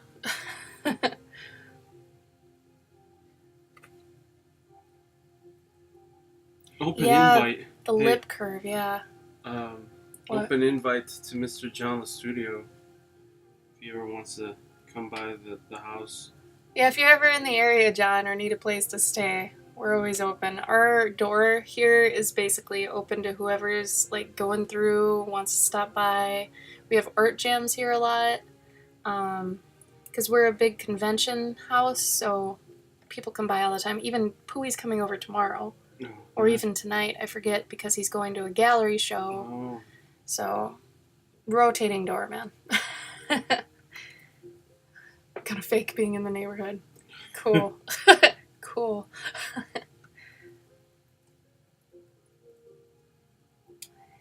It's pretty good. It's pretty competitive though. Which can get tiring. You know, if you're always competitive, it can burn you out really quick. And I mean, we're the older ones in the house too, so we're kind of just a little bit laid back in comparison. The other ones actually like compete with their numbers and stuff and try to beat each other. We're just trying to get by, you know. And more so, it's harder to compete with people when your stuff isn't like. Yeah, they're all different styles. Like all 6 of us have a different style completely. So in my eyes, we can't really compete like in the real sense, I guess. There's no level platform, you know, and a few of us have more followers than others, like on different platforms. So it's just, I don't know, it's kind of weird. Because if we were all drawing comics, okay. Yeah, like that'd be easier to gauge if we were all in the same area, you know, or style. Rent is very affordable here. It's wonderful. And honestly, there's a big underground art scene, you know, same with Minnesota. Mm-hmm. Both Minnesota and Wisconsin have big art scenes, but they're not as well known for it like Chicago. And I don't know why. No, Chicago doesn't even really. Chicago's got a little comics clique. Oh, but you guys like every time we would hear about something, it'd be in Chicago. No, I guess you're right. But usually it's like modern art. It's like that. It's like gallery artists. Nightshaded, basically like competing for convention numbers. Stuff like that. Like, so I've gotten to the point where I'm just competing with myself, which is what you should do. You should always just compete with yourself because otherwise you're going to get overwhelmed or you're going to get too big of a head if it's the other way. So it's always good just to compete with yourself, stay to yourself in terms of that, or else you'll just get crazy. So, like when we go to conventions, we convention hop. You know, the ones that do go end up saying what they made and they kind of compete that way. But yeah, Yeah, it's small town vibes. Like, we're in the suburbs, but since we're like 20 minutes from Milwaukee, if we want to go there and kind of, be there, totally can. And it's beautiful. It's so beautiful. Like, our weather here is always just great. Like, I never want to live anywhere else. It's not big city either. It's like no, it's like cute little small Chicago. It is. It has that big city feel, but it's not gross. Yeah, it's not gross. they can do their trash. The only bad thing I'd say about Wisconsin is it's not as progressive as Minnesota was. But it does feel like a step to the side in terms of everything that was in Minnesota is basically here in Wisconsin, and I couldn't really complain. They're both beautiful places and really positive, gorgeous, great communities, stuff like that. I don't know. Shit. What? What does the Red Ribbon Army logo look like? I don't even know what that is. From Dragon Ball, the bad guys. Oh my god. The Nazis. Essentially. I think I might have. Okay. How does the earth stay pure if the root has hints of competition? Yeah, right? And that's why I kind of don't want to get tainted by that. Because that's the other thing. I came in here kind of preaching the get out of fan art thing because I never did fan art, and I think fan art's stealing when you're making money off it. Gabe was originally doing a ton of fan art. He got off that train. Another one of our roommates was doing fan art. He got off that train. After I came in waving my banner, whatever. But yeah, it's better now that we're all doing original art for the most part. But it is still hard to gauge because if somebody has like 35,000 followers and somebody else has like 5,000 followers on Instagram, you can't really compete. One's already got a leg up and stuff and has a better platform. So in my eyes, we shouldn't be competing, but it's almost like if you're a musician and you're like, oh, thank you for the follow, Nightshade. Well, if I just, I just sold out the, Madison Square Garden. How did you do this weekend? I was playing in a bar. Yeah, that's what it is. I mean, it was packed, but I made decent money to get by, but packed was like 20 people. Yeah, it's like they're signed and we're still kind of struggling. So we try not to, for our sanity's sake, we try not to think about it too much. And you got to think of it in terms of like we're all. I mean, like I am tooting my own horn, but we're all good artists, but. Just like musicians, like it might be a really great musician, but they just haven't gotten signed. They don't have the deal yet. Yeah, and I mean they're talking with more well-known artists now that have like, I don't want to name names, but they have like big exhibitor booths at cons, and they need to like ship their stuff there because they have so much product and they have to do all these things. And I'm sitting here and I'm like, do I ever even want to get to that point? I don't know. I kind of like my humble little table that I can fit all my stuff in a suitcase. I don't know if I want to be that big time. More money, more problems. Yeah, or I don't want to be like getting to a point where I'm doing more business than art. I really don't want to do that because that's why I quit my full-time job. It was all business and no art. So why would I just do that again? Like, I don't know. It's crazy. I don't know. I mean, you go through do I want to blow up? I don't know if I want to blow up. I don't think I want to blow up. But then sometimes you get sad. I don't know. It's a back and forth, man. How do you feel about it, Gabe? I'd rather not have to pay other people to do my shit for me. Yeah, that's the other thing. Getting assistance. Flatting is the only thing that I will not do. What is? What? Flatting pages. Oh, flatting, yeah. But I mean, that's different. It's not like at a booth getting an assistant. Like, I don't know if I'd even want to do that. I really like selling my stuff because, I mean, it's fun. I know it really well. I don't know. No, John's got a point. What? Where? I want to be able to take my take public trans with all my con inventory. Yeah. That'd be nice. Because, man, let me tell you what, dude. Doing, like... Oh, Gabe's been doing cons for, like, 10 years. Flying with a bunch of boxes or, like, packing your... It sucks. You gotta pack your carry-on with, like, 100 pounds worth of books. So we went to Dragon Con. We had 5 pieces of luggage, right? And each one you have to make sure is under 50 pounds. And, like, I had books. right? I had tons and tons of books. So it was really tough because, you know, you have to plan for if one of your luggages, for whatever reason, goes astray. So you have to make sure your carry-on has at least some merch, but also has something to wear, you know, and then balance all your luggage that way. It's so difficult sometimes. So here's a trick and a tip.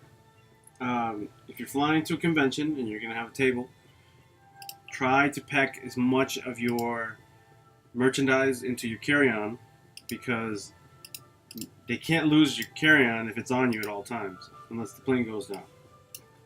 That's true.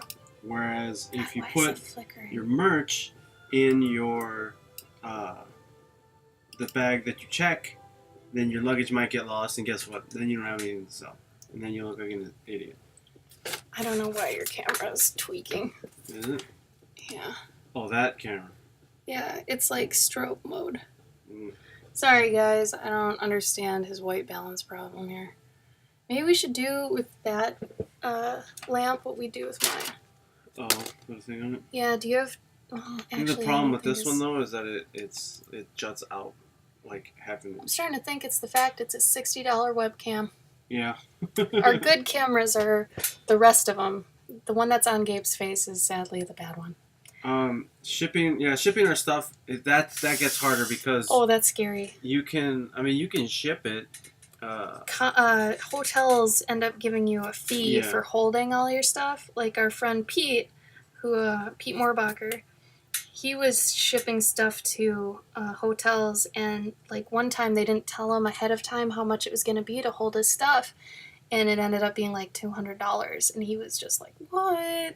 You know? Yeah, sometimes that's one of those things you gotta ask, like if the hotel is going to charge you. Oh, John, I wish I could display capture. Believe me. He's on a Surface Pro, which cannot do anything. Mm-hmm. We were trying to actually capture it, and no. The thing can't do anything. So that's why we're kind of doing it ghetto style with a camera doing his display that way. So it's honestly helping a little bit, but the little camera is the one that... It's silly. Does Tim have an? I mean, you're already using Key's camera. Yeah. So I don't know,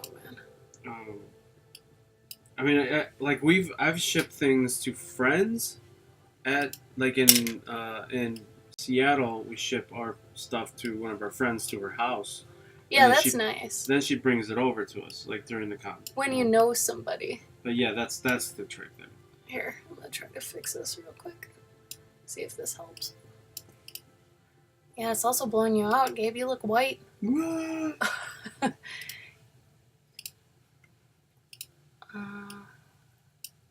Yeah, I don't know why the lighting's all jacked. Whatever. Maybe that'll be better. Yeah. There we go. Try that. I lowered the resolution on it, so maybe it'll stop tweaking out. Yeah, fuck it. Make me pixely. I don't mind. Aw, thanks, John. You're very sweet. Thank you so much. Oh, thanks, dude. We appreciate that. I don't. Are you just in LA? What part of LA you in? We gotta go back there sometime. Pixel Gabe. Except for it's scary. Yeah, LA is a little creepy for me. I mean, I grew up in, Midwest, so I've got that. I mean, it's not creepy so much as it is just, it's overwhelming. There's a lot of, I'm the type that never wants to live in any city, even if it's like in the Midwest. I just don't like cities. I'm a suburb chick, so just the idea of LA is like crazy. When I went there for the first time, it was nuts. I had no idea what was going on. That is something. New York was like the worst culture shock I guess I've ever had, though. Like it was like a state fair or something going all the time. Like everybody going everywhere, how fast everyone was going, it was crazy. I mean, it's cool, it's just nuts. Like, I would feel so pressured all the time, you know?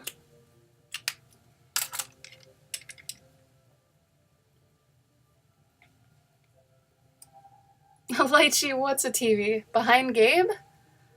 I wonder if. Oh, yeah, I see what you're saying. Yeah. Oh my god. 4 days a week, 3 years. Damn, John. What was that commute like? How long was that?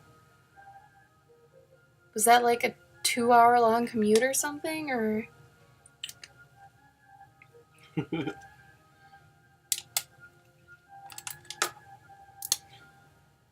Yeah, I mean, I got like my buddy that works at Nick. He, I mean, he's a go-getter, you know, and it's like a lot of the people that work there, like they're content with where they're working at, and they're not trying to like, pursue anything beyond what they're already doing. And it's like, dude, there's so much talent there, and like some of these cats don't even like care enough to Do better for themselves? to like try to like create their own thing. It's like, yeah.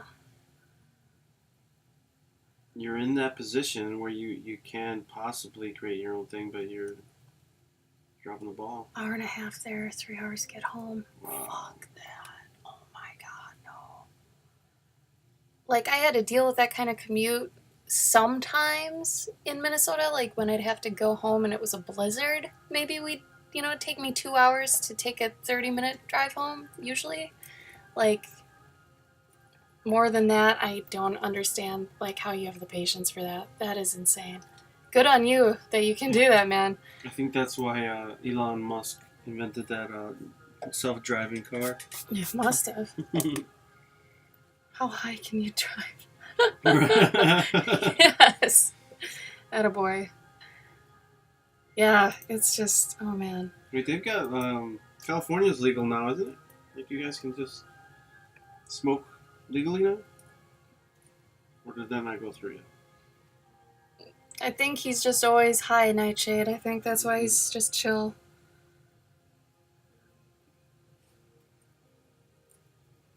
Okay.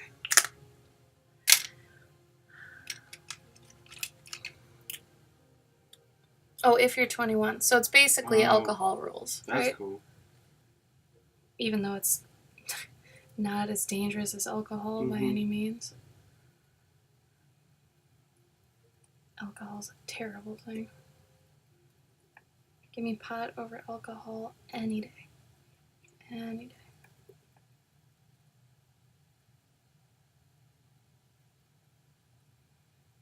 It's like no one gets high from marijuana and beats up their wife. They're too lazy. And they're not even mad anymore. You know, alcohol does worse things by far. See, John, that's so cool, man, that you can, like, turn such a negative, like, thing that usually would drive so many people nuts into a positive. Like, oh, yeah, I can just think about stuff right now. There you go. Like, stories and what I want to do next and all that. Good on you, dude. That's great. You were such a positive thing to be around. Like, that's awesome. Like, I wish so many more people were like that. You know, see the good in what's going on right now. Use it to your advantage. Don't let that traffic take advantage of you. You take advantage of it. Yeah, basically.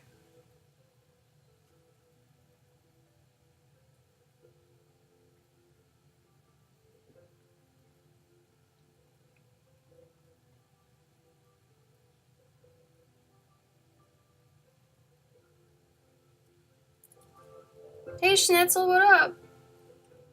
It's my boy Pokemon Schnitzel, man.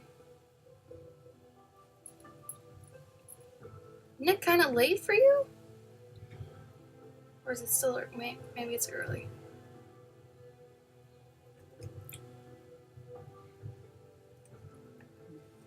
Oh man, I'm gonna need some green tea or something.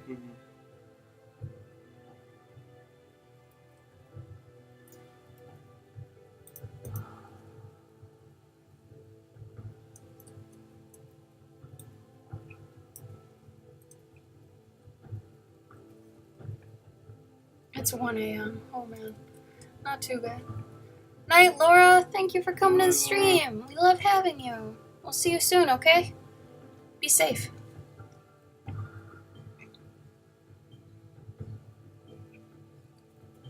Yeah, my throat's going downhill. I can sense it.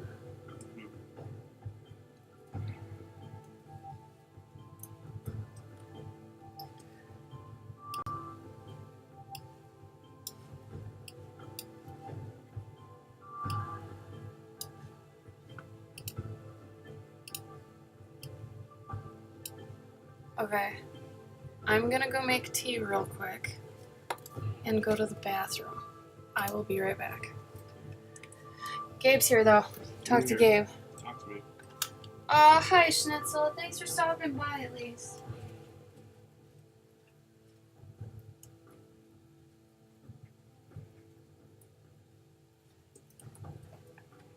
Oops.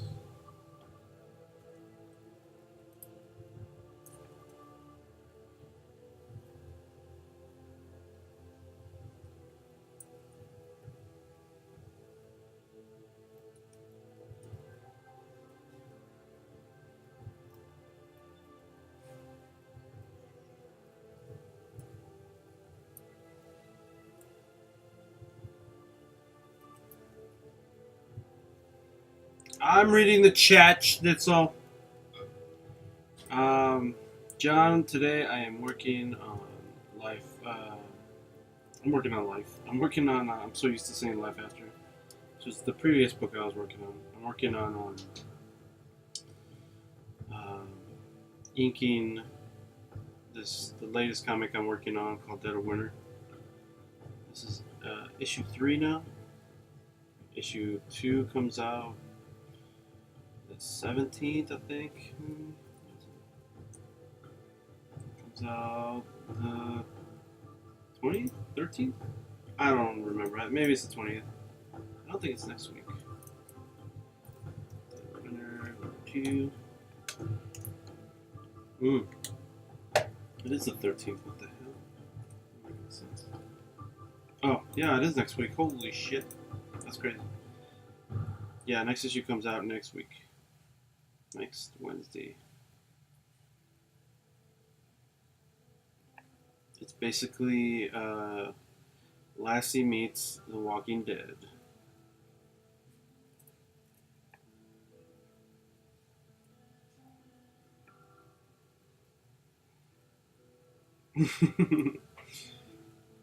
Thank you, Schnitzel.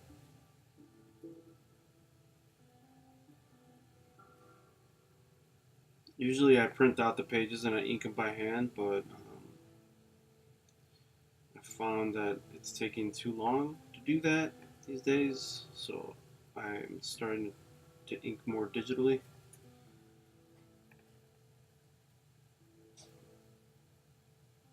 And some of the more important pages I'll ink by hand, just so I can sell them, hopefully, but we'll see.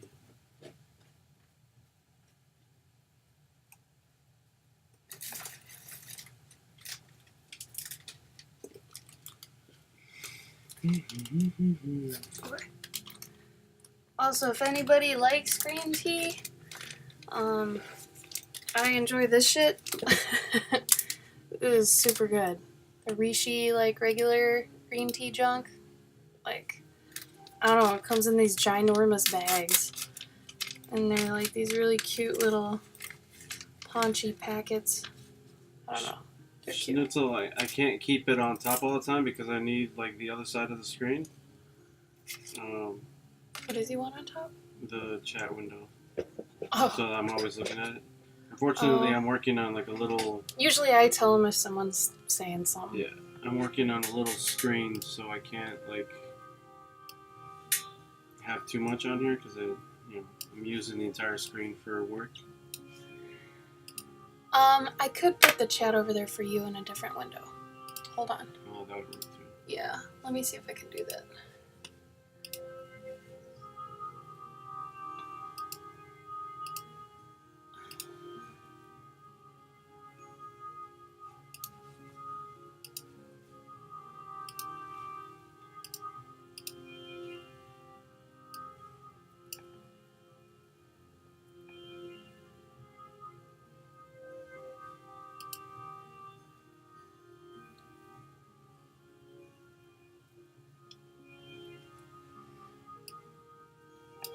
We have 3. But, yeah. Ooh, France green tea? Oh, man. What? Emily said she got some good green tea from France. Oh, wow. I bet that's good shit. Oh, that's something that we'll have to we'll have to Oh! pop into some tea Hell places yeah. in UK. That'd be awesome. Because you know we'll be able to get some good shit there. Hell yeah. Alright, Gabe, here we go. Thank you. I mean, you're gonna have to still, type in yours, but... It's getting hot. What? The screen gets hot sometimes. That computer has been nothing but trouble. It hasn't really. Yeah, it has. Not really. I actually really enjoy it. Do you? It just doesn't do extracurricular shit that I don't really need, you know? Like, sure, if I had like a 23-inch Cintiq, Oh, yeah. I'd be rolling like a pig in shit, but don't need it. Steven, I usually think that's a bot when that happens. I get that on Twitter a lot, where it's like someone will like something I put years and years ago. Yeah. I think it's actually a bot. Yeah. I don't know if it's real. If it seems weird, I usually say it's a bot. Oh, it's a real person? Oh, weird. Even weirder. Unless, was it an image? Well, yeah. Okay, because sometimes, like, if you click on media, then you can just go through people's images.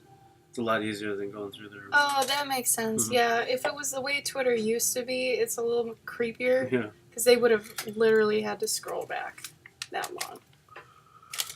But yeah. Did you grow up in France? Is that what you're saying? Or am I, like, reading too far into it? Mm-hmm. That's crazy. Oh, she told us that before. Oh, that's good. Oh, my throat is starting to hurt now really bad. I'm one of those lucky people, though, that I seldom get sick, but when I do get sick, it lasts, like, it just hits me really hard, and it's, like, 2 days, and then I'm done. So hopefully this one's like that. I kind of knew I'd get sick, even though I was popping Zicam every day, and I was using hand sanitizer. Doesn't matter. You're around 80,000 people, something's gonna happen. I just heard ham sanitizer. Ham sanitizer. The only kind of sanitizer that matters. Sanitize your pork. Sanitize your ham. Ham sanitizer.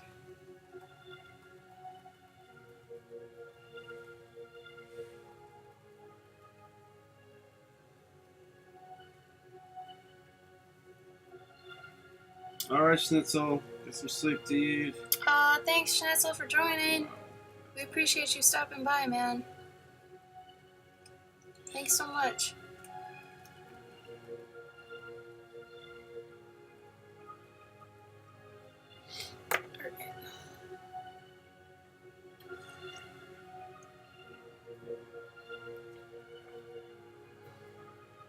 I want to know when John the Studio is going to hit us with some new comics. How you mean? When he's going to come out with some new shit. Oh yeah, John, where can we buy your stuff? If you're still here. I'm sure we can just go. I'd like to give you money. Yeah. Also, I'd like to pimp it for you, too. As much as I can.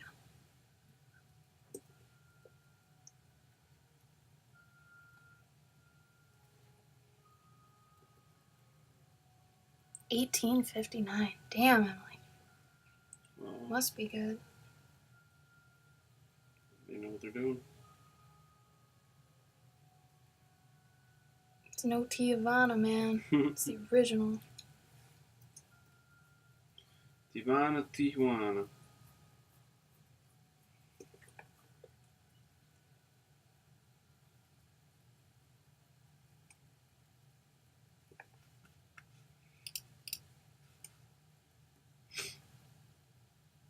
Oh, I think John left. Mm-hmm. Bummer.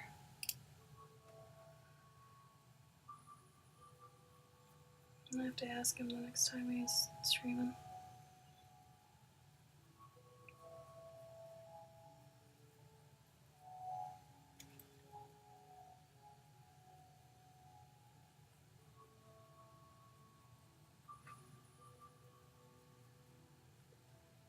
Yo, man, what do you want for dinner?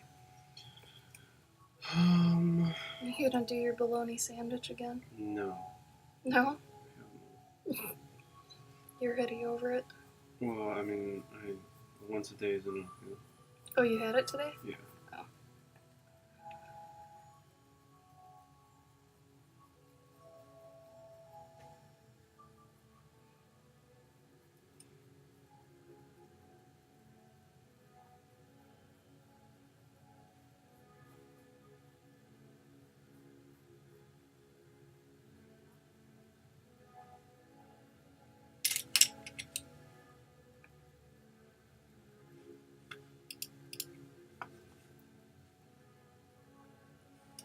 I'm honestly afraid of getting really good tea, though, in England, because, like, what if I can't get it, or it's super expensive, you know, from here?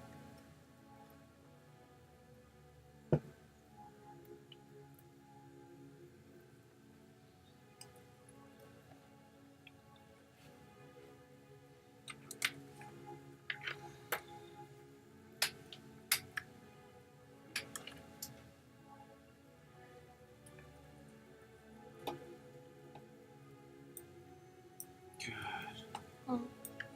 Sometimes I switch to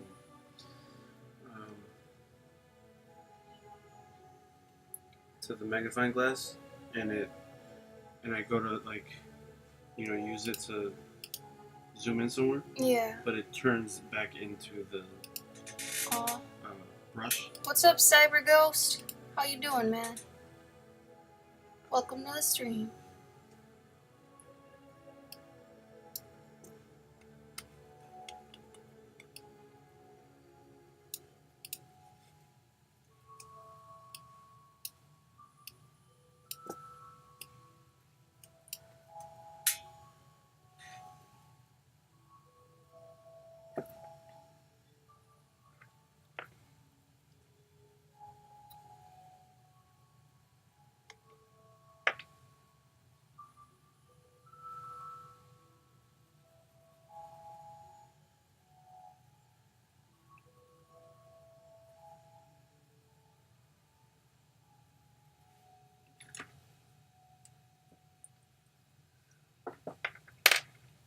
You know, I think it's just scary thinking about just doing conventions. Like, you know, like converting your time into just doing conventions seems scary. But if you say, like, oh, I'll go to a few, you know, here and there, then it feels better. You know, I think I always scare myself a little by being like, oh, I gotta, you know, become a convention artist. It's like, no. Well, I guess as long as there's Well, thanks, Cyber Ghost. I appreciate that. I assume you're talking about me. If you're talking about Gabe, that's awesome too. But you're here, so I'm guessing you're talking about me. Either way, though, thank you. I'm sure he'd be thankful too. No, thank you too. If it is me. What were we talking about? Conventions. Yeah, conventions. Well, I think like doing one a month is still fine, you know? Yeah, I wouldn't mind doing a bigger one a month. But I mean, I don't think that there's that many to do a big one every month. Oh, well, thank you. Thank you, Cyber Ghost. That's very sweet of you. Where's my swatch? My swatch sheet. I guess it does dry up a bit during the winter. I don't know. The convention circuit, yeah, that does. But work in general. Oh, your Sketch Cloud! Hey, man, what's up? I love your little I'm a Wizard series. Those are great.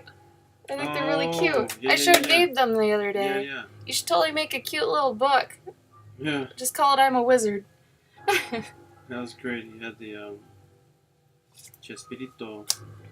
The what? Chespirito?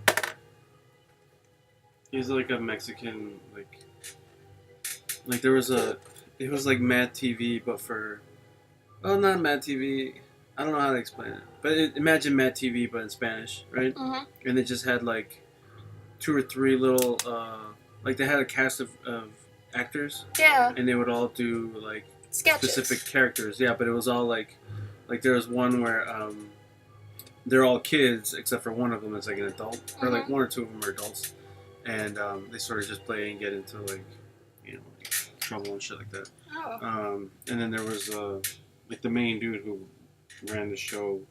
He was like this like a superhero of sorts. Yeah. I think he's like a flea or something. I don't know. Is that your chair? It's my Oh, yeah. Oh, weird. You know the on the Simpsons when they have that bumblebee? Yes. Yeah, that's what they're basing that off of. Oh my god, are you serious? Yeah, and he walks around with a mallet. Yeah. Yeah. What does he always say on Simpsons? I already forgot. Ay, Dios mío. Yeah. Okay.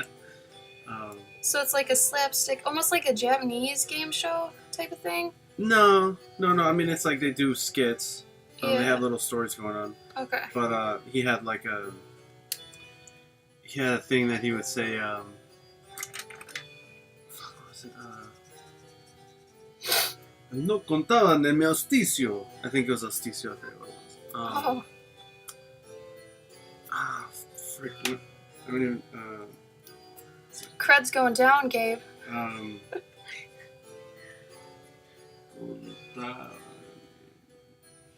Con mi austicia. Which is, what the hell is austicia? Look at that. This is what happens when you don't remember. Cyberghost, are you also Mexican like Gabe? Is that... Cunning. That's what it is. Oh. Like they didn't count on my cunning. Cute. I love it. I love it. But it was great. Like I've seen a couple of people cosplay them. Yeah. I always call them out. That's awesome.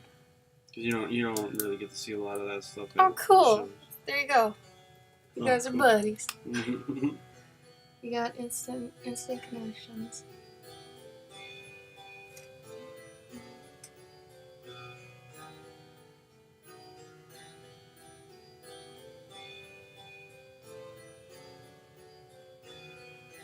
Well, how you been, man? What's up? How do you know him? Did you just like? I don't know. I think we just found each other on Instagram. Mm-hmm. I'm pretty sure. Correct me if I'm wrong, man.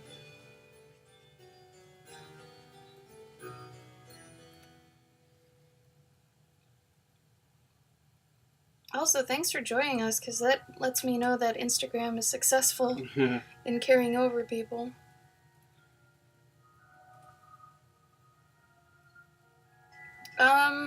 I don't watercolor often. Gabe watercolors more than I do. Mm-hmm. He's very good with color. But he's a very good watercolor artist. But right now you're using marker. Right now I'm using marker, yeah. It gets a watercolor effect, the way I do it, but I don't have to wait, which is my main gripe with watercolor, is I have no patience. So I can get the same effect kind of as watercolor with marker if I do it a certain way.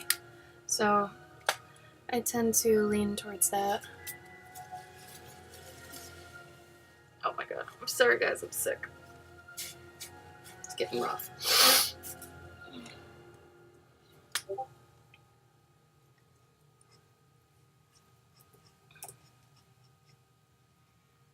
Yeah, I usually use marker, colored pencil, pastel pencil on these. I do like to use watercolor, but like I said, it's a work in progress. Watercolor and I need to work out some kinks. What color is this fox?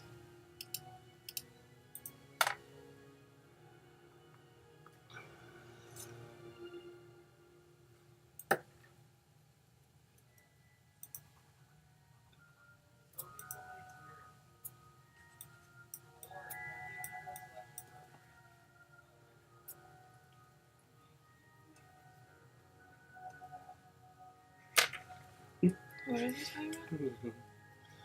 Kickstarter? He said, "Oh man, blah blah blah blah blah, make $1 million." I don't know who he's talking about. Oh yeah, watercolor and Prismacolors are a great mix. Yep. True.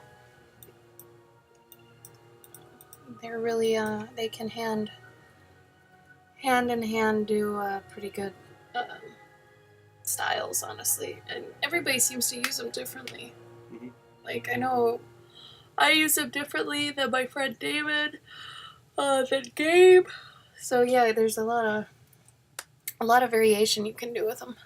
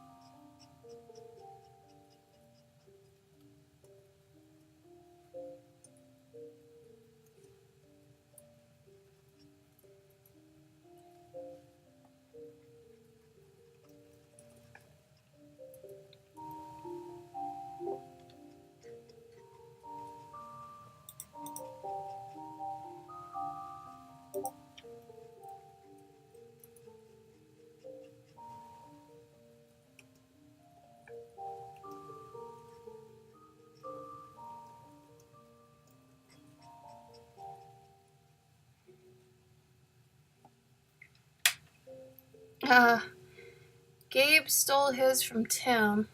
I made mine from this. This one's made from one of those dollar things at Target. You know, those dollar gloves? I just cut off 3 of the fingers. But mine works just fine. His, I think, is specifically for that screen, where mine's just not for smudging. Yeah, I think it's for. It's for, like, surfaces and... Well, yeah, for, like, Cintiqs and surfaces and for glass or whatever. Yeah. So you don't accidentally press something, right? Yeah. Yeah. I think you can get them on Amazon. Oh, yeah, because he bought a 3-pack. Oh, actually. I think at one point it said the name. Oh.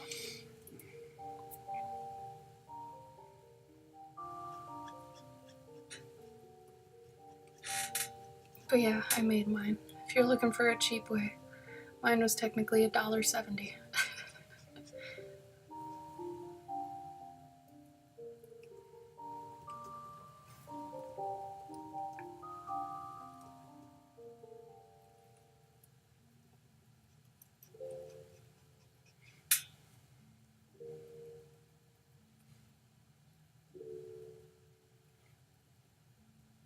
Does anybody ever get more hungry when they're sick? Like, I feel like when I get sick, I pig out. Mm-hmm. Why is that? Like, I don't even think I have a good reason for that. Like, is that an actual thing? I think your body's trying to, like recover. Or is it me just wanting to have some happiness, like good tastes?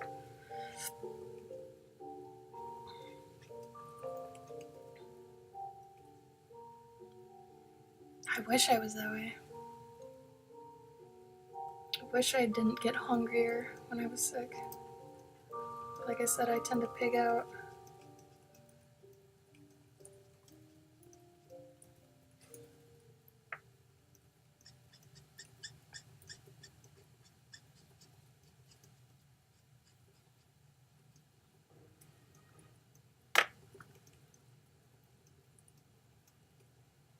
Maybe. That's a good assumption, Lighty. But I want to eat. Food is good.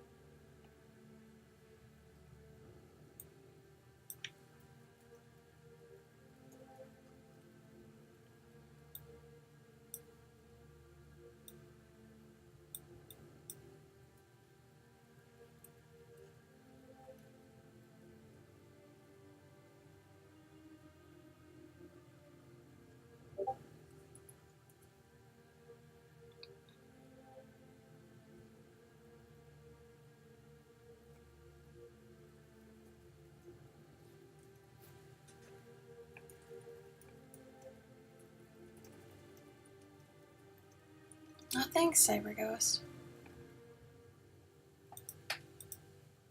Lychee, I like your justification. I think that's great. I'm on board. I love toast. Oh, I want some toast. Just give me toast any day. Like, you can't tell me just buttered toast isn't amazing. It's so good. Like, it's so good.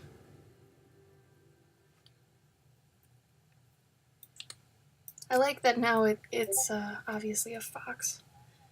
Earlier it's like, is it a dog? It's like once you get the orange in, it's like, then you can tell.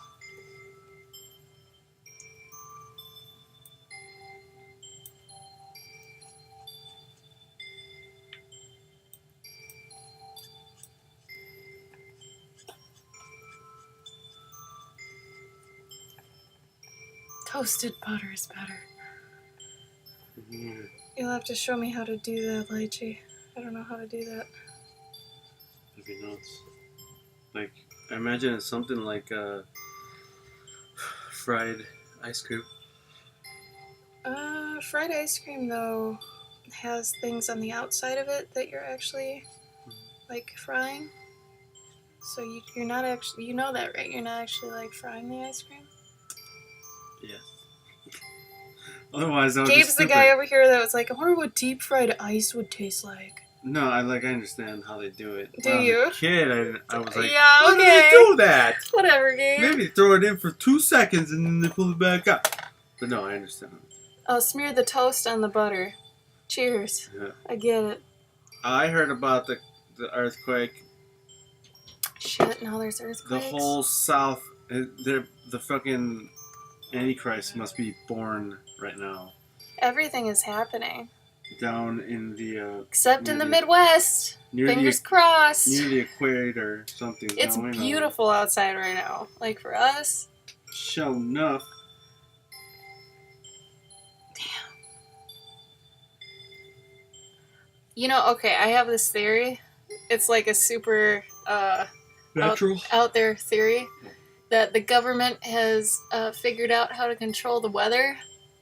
And this is just like, I don't believe this exactly, but it could be true. Where when like the president's doing something shady or they're doing something they want to take your eyes off it, you know, and they can't do any more weird celebrity things because they've already done too many, they control the weather and they do disasters that they can report on instead of the president or whatever's happening. North Korea, stuff like that. Here, look at this hurricane. I don't know. Just gotta say. No, and you know what? I wonder if they do control the weather. What happened?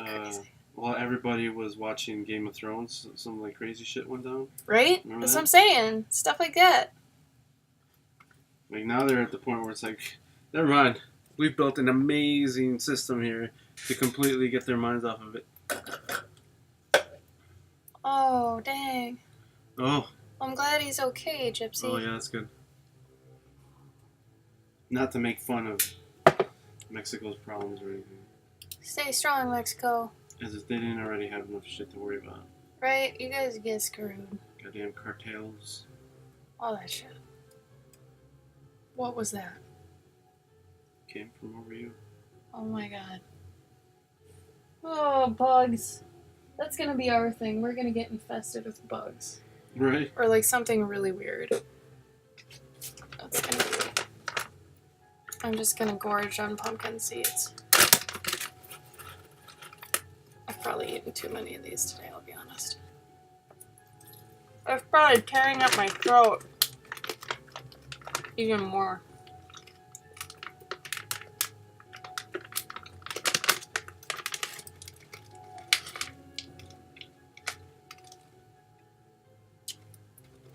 I've got magnesium. That keeps the body healthy. Got iron, zinc, protein.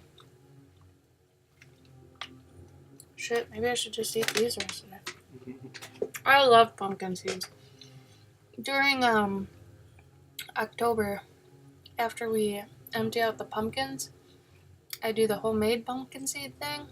Oh man, I make them spicy and so good. They got like chili powder, lime, curry powder. What's the other one that's in there? Turmeric. Is that an actor? Turmeric. Oh, they got a new show coming. But it's like, oh shit, what's it called? It looks dope. Turmeric.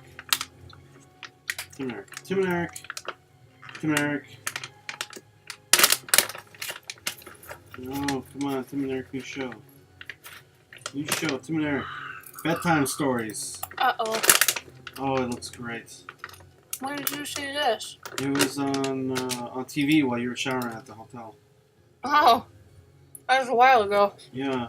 Oh wait, this has been around already. The hell? Oh, that's cute, Steven. Good job. Goddamn spunkin. Pumpkin spice lattes. I don't understand them. I think I need to have like 3 more. Because the last 2 I had, I was unimpressed.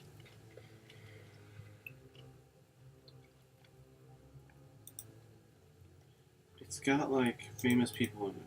That's why I was excited about it. Do it, Cyberghost. Do it. Oh, yes. John C. Reilly. Of course he is. They've got Zach Galifianakis, Bob Odenkirk, John C. Reilly, John Schwartzman, Gypsy, say that in dumb terms so I can understand it. Jimmy Kimmel. Yeah, I think I'd like the salted caramel better than the pumpkin spice. I don't know. The pumpkin spice doesn't seem to have enough pumpkin in it. Wasn't that my problem with it? It doesn't taste. It doesn't taste like pumpkin. Well, you wouldn't Or want something. something that tastes like pumpkin. No, I like pumpkin. No, I know, but if it did taste like pumpkin, it would just taste like squash. No. That's why they don't actually use pumpkin in pumpkin spice. That was that big. Adam Ruins Everything did the thing about that shit. Do you always believe everything Adam says? Hell yeah, I do.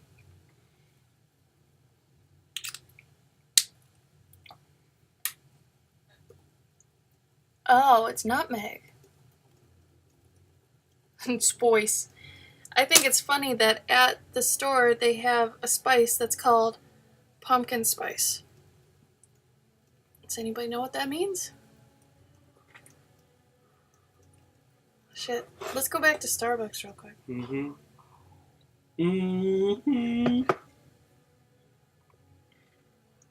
Oh, that's another thing I do. When I'm sick, I make, like, excuses. Like, oh, I'm sick. I can have 2 coffee drinks in a day. I need to feel better. So you make poor decisions about what to eat. I do? Yeah. Or we do? Well, I follow suit. Because you're sick, I don't want to take care of baby. Yeah, okay. Mister, I also want one. Oh, hey, did you see that I got a Beyond Meat that's fajita? Oh, man. Did you see that? Huh? What? Why are you laughing? You know how quickly your brain works? And it, like, hears things really quickly? Oh, no. Right? What did you hear? I got a big BM, and I was like, nope, reprocessing. Beyond Meat. Beyond Meat. Gotcha. I don't know how anyone could get this. This is why we have language, like, barriers. I know, I'm Mexican. Oh, my God. But no, I did not see that. Where it's fajita? Honey, we have fajita Oh, no. seasoning. I know, that's part of the reason I got it. But go look at it. Oh? It's by that company that's in Minnesota. Oh! That has the vegan butchery. Oh! Yeah. Oh, I'm sorry, I was thinking of neat. Get out of the house. What, where is God. it? I haven't seen it. It's in the freezer. Oh, it's in the freezer. You want to have that tonight? I don't know. I can't even, like, communicate with you right now. Communicate. I got tortillas. I got a bag of tortilla chips. We don't have the right... Well, wait, I've got sour cream. Hey, we and have you know lettuce. what else I got? We have tomatoes. I got the Mexican cheese. I got the Mexican Chihuahua cheese. I'd rather have cheddar. It doesn't look good. Okay, that's fine. But we're missing onion. That's the only problem. Oh, maybe somebody's got an onion. I wouldn't want their onion. It's probably bad. Maybe. Gabe, why are you freaking out right now? You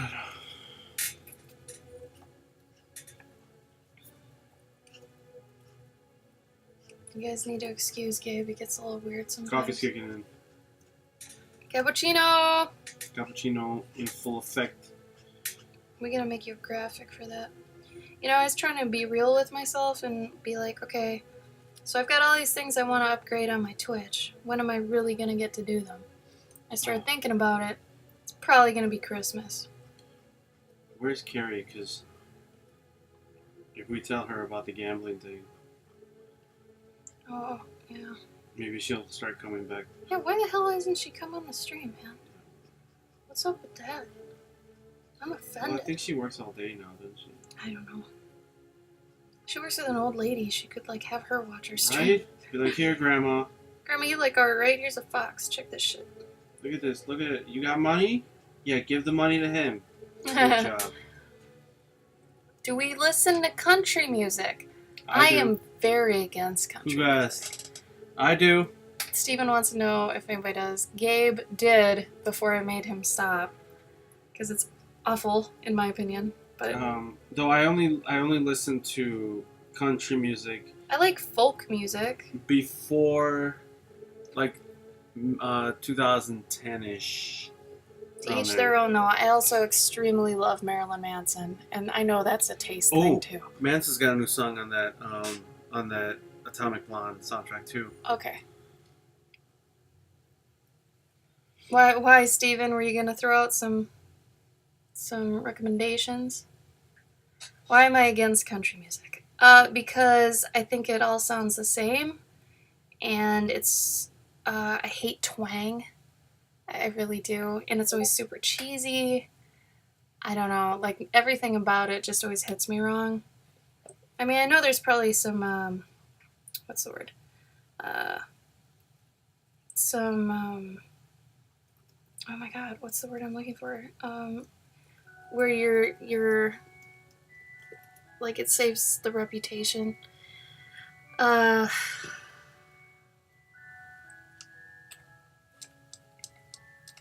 can't think of it. It's an R word. Whatever. I know there are some things that are good about it, I'm sure, but I've never heard them. I don't know. Oh, Troy Gentry. Do you know who that is? Gentry. Yeah, what about him? He died. Oh, no.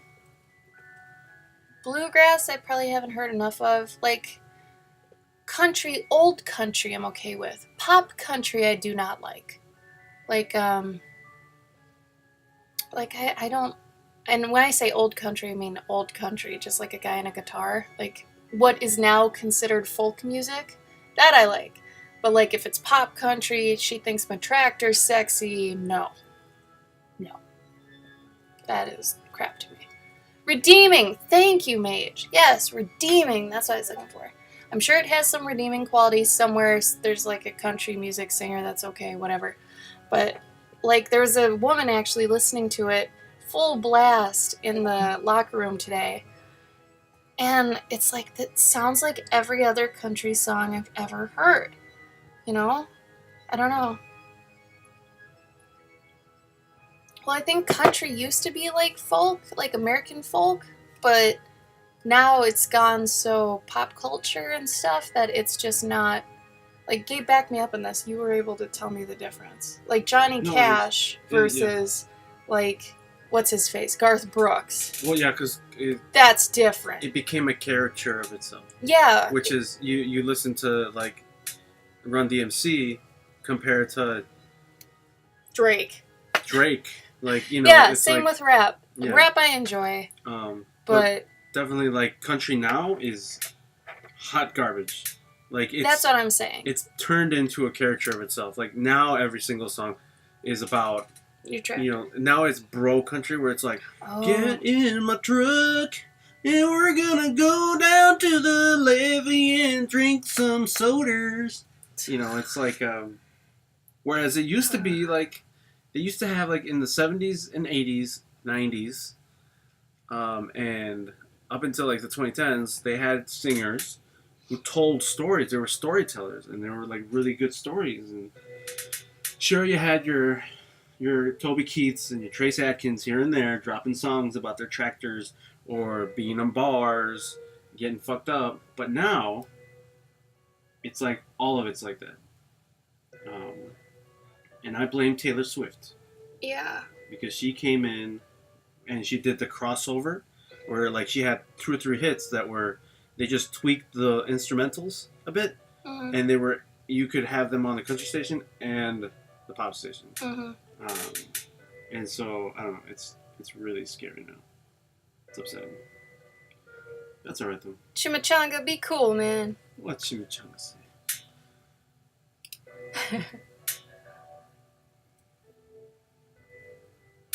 Well, maybe if you lost some weight, you could have that too. I don't know. No, we're kidding. I did. Yeah, but you were getting it anyway, but she wasn't a good quality woman. Yeah, I have heard of the moth.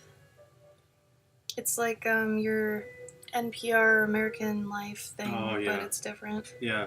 I mean, they have it on NPR. Oh, there you go. Yeah. That's really cool. Because is that the guy that he's sort of like... I'm thinking of something else. Never mind.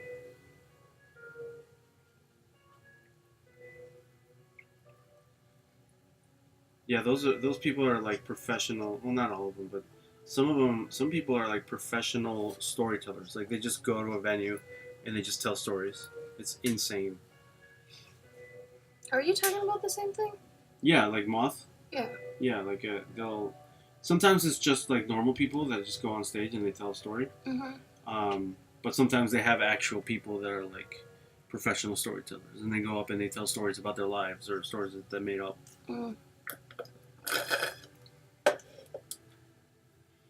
CyberGhost wants to know what you're working on. CyberGhost, do you mean me? Because I like to use the term dude as a term for everyone, females, males, and theys. Gabe, don't get crazy. But I am going to say that I am working on issue 3 of Dead of Winter, which is this right here. I don't know if that's going to be blown out. Probably. I can only see DE. Oh. Well, show it on your camera. I'm the artist on this comic. It's called Dead of Winter by Oni Press. Oni Press also does stuff like Scott Pilgrim, Invader Zim, Rick and Morty, more notable things. But I'm working on that right now. It's a story of it's like Walking Dead meets Lassie. It's kind of funny. It's not as depressing as Walking Dead, obviously. Based on a board game, right? It's based on a board game. If you ever heard of the board game.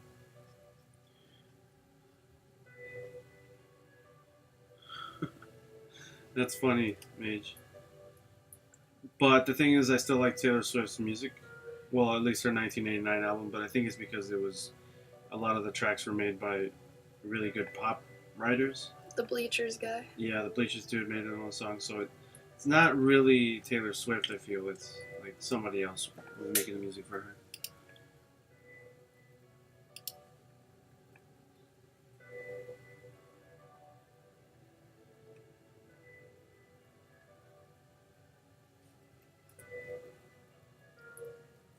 I was raised on like 80s hair metal and taught to hate country and rap, and I ended up actually enjoying rap, but I still hate country. Like it wasn't able to redeem itself with me.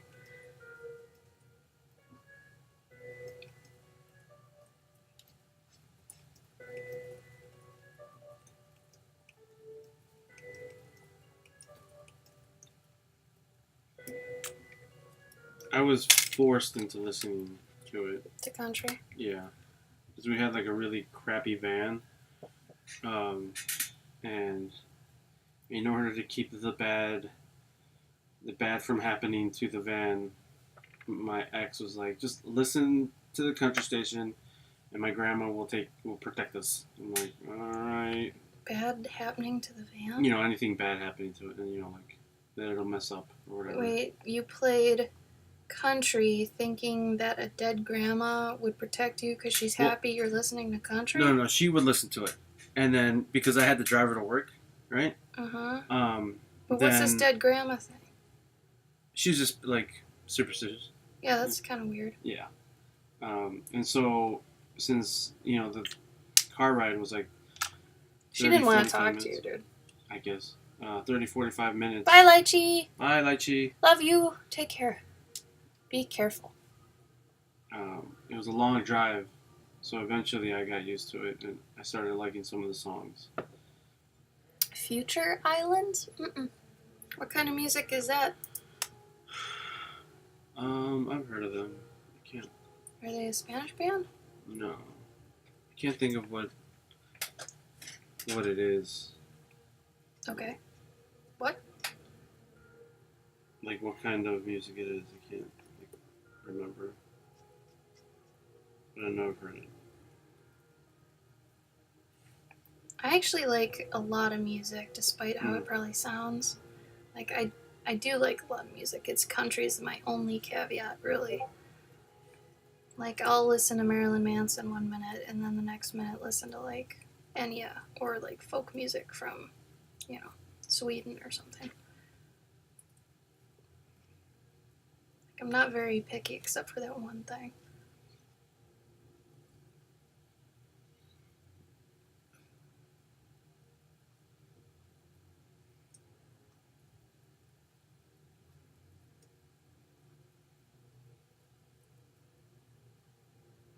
Ooh.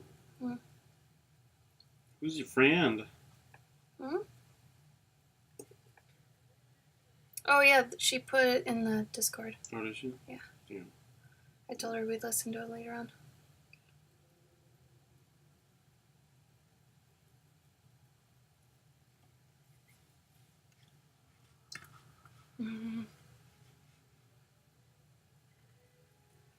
Who's this lady? It's like, hi. I don't know, she's probably in the inner circle of Twitch. Mm-hmm.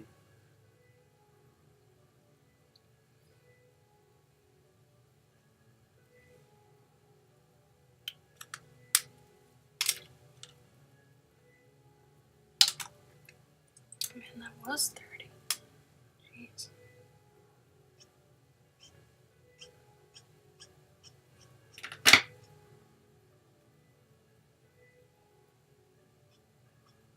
Yeah, Gypsy, feel free to put your band in here.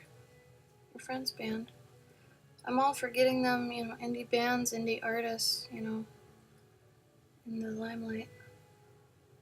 Though this isn't much of limelight, I guess it's more of like a lime hue, whatever. It's more of a yellow light, I'll be honest.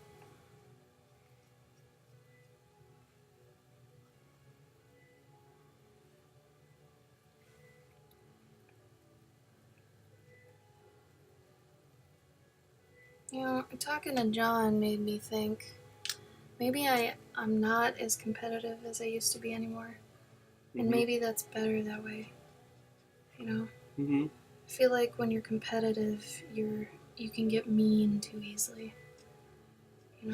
Yeah, I'd say it can be a detriment. Yeah, and if you don't win, then blah blah blah. Then you get upset. Yeah, so I feel like maybe Just sabotaging other people's shit. Yeah, right. Like that whole thing. Mm-hmm. So I think I'd rather not do that or be like that anymore. My dad made me grow up that way too. Mm-hmm. He was very competitive. I mean, he was a hockey player. No, right. So, that makes sense. Like, my family is a sports family. Mm-hmm. Like, all of them were hockey nerds. Like, at Christmas, they'd watch the hockey game, and they'd be wearing jerseys, stuff like that. Or, like, the football game, whichever one is on, I don't even know. Like, I know there's a Christmas something game. Hello? Yes? You guys got a Little Big Planet, but, like, the physical edition? I might, actually. The third one? The third one? It's on my account. Yeah, I was gonna ask, though, like, is it okay if I play that tonight? What? I don't know if I can be on your account and you can be on your account. Oh, you can. Like, I don't. We use her account all the time. Yeah, you should be okay. Yeah. Okay, cool. Thanks. Yep. Oh, Lights and Sea asks, what's the difference between Drawtober and Inktober? Here we go. So, Drawtober was Wait. made by Key and Tim, Yeah. technically. And they have this little pin you can buy or you can earn it, the copper version, on if you do all every day in Drawtober. So they have their own Instagram and junk for it, so you can do that. So Drawtober, go look that up. Inktober is made by Jake Parker, and Inktober is based on just doing an ink drawing every day of October and using that hashtag. But Drawtober is more of a competitive thing where they have a calendar for it where you get a prompt and you have to draw that one thing. So if you go to Drawtober's Instagram, they have the calendar up and you can see what each day is. And like I said, you can actually get a prize from doing that if you do every day of October and can prove it.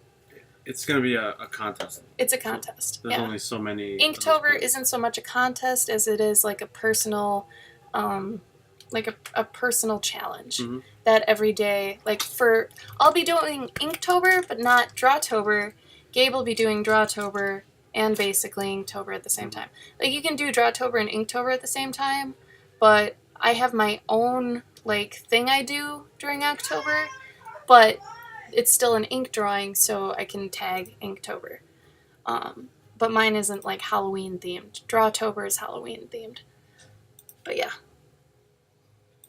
Hopefully that helps. Let me know if you have more questions. Because Key and Tim set up Drawtober. That's their thing. And hopefully it spreads like wildfire, because I think it'd be great for them. Also, thank you for the follow, CyberGhost. I appreciate it. Yeah, Inktober is great. Drawloween isn't so hot. They're not really in the game very good. They don't really care like the Drawtober people care. So do Drawtober instead. Yes, Inktober is like NaNoWriMo. Absolutely, same thing. What? NaNoWriMo means National Novel Writing Month. Oh, yeah. So, Jason did that. My friend Rusty has done it, the past 7 years. Isn't that the same month? No, that's November. Oh, right. Yeah. But yeah, basically it's an artist NaNoWriMo. Yeah. Hello, Screaming UFO. How are you? I usually do Inktober every year, and I do my little book series that I've been doing. It's a good way to get a block of a series done, if you're trying to, It's cool to then take all those things that you did and... You can make a little book out of them. Yeah, you can make a little book and stuff. And I mean, you get your stuff in front of more faces too, because everybody's using the same hashtag around the same time, which is always a good thing. I think everybody likes to look for Inktober stuff. Ben. Also, hi, it's Ben. Do you know a Ben? I don't know any Bens. I knew a Ben when I was in grade school. He was a little shit, but... You just want me to call you Ben? Oh. We don't know each other, but you just want to be called Ben, right? Because if you're a Ben I know, I feel bad. But good to know. I will call you Ben now. Thank you. I also call UFOs UFOs because I think I'm funny, but it's not. I'm not funny. So I would have been Screaming UFO. Oh, you met us at Dragon Con. Oh, cool. Oh, shit. Who were you? Were you dressed as someone? Yeah, were you dressed as somebody? 80,000 people come through there, man. I'm so sorry if I don't recall. Ben. I think the only one I remember is an Aiden. I think that's the only one. Oh, you were the Tonks! Yes! You're in the Discord. Right. I'm sorry. What was the Tonks? They were in Discord. They were like, hey, we'll stop by. Oh, They were super sweet, super nice. I remember now. Yeah. Faith's friend. Art Faithfully's friend. Mm-hmm. Yeah. Yes. Thank you for coming. Yeah. Awesome. Okay, I'm gonna commit this to memory. Your name is Ben. Screaming UFO. You're from Dragon Con. You're Art Faithfully's friend. Okay. Processing. Thank you for joining us. We're doing kind of an impromptu stream today. Usually we've got Tuesdays and Thursdays, but we thought we'd do one today because yesterday we kind of said we'd do one. And I've come down with the Dragon Con cold, so I'm trying to work that right now. My throat's starting to go to shit, but cool, man. Thank you. I like I like people letting us know what they prefer to be called. Because I do, for the most part, remember. Like when people tell me what they'd like to be called, I remember. So, like I said, thank you for joining us.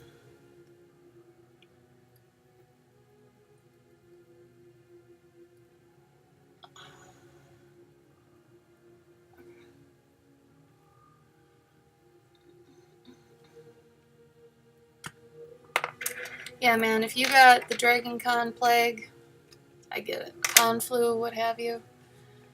I'm sure if you walked away without it, you've got like super cells or something. Yeah, like I'd be surprised if there was somebody that didn't get sick. There's just so many people going through. And I even took precautions. I was popping Zicam every day, hand sanitizer, the whole thing. Still happened. We even went to our room every night after the con. Like, we didn't go out. We didn't do anything. And, you know, I'm still getting sick. So I don't even know, man.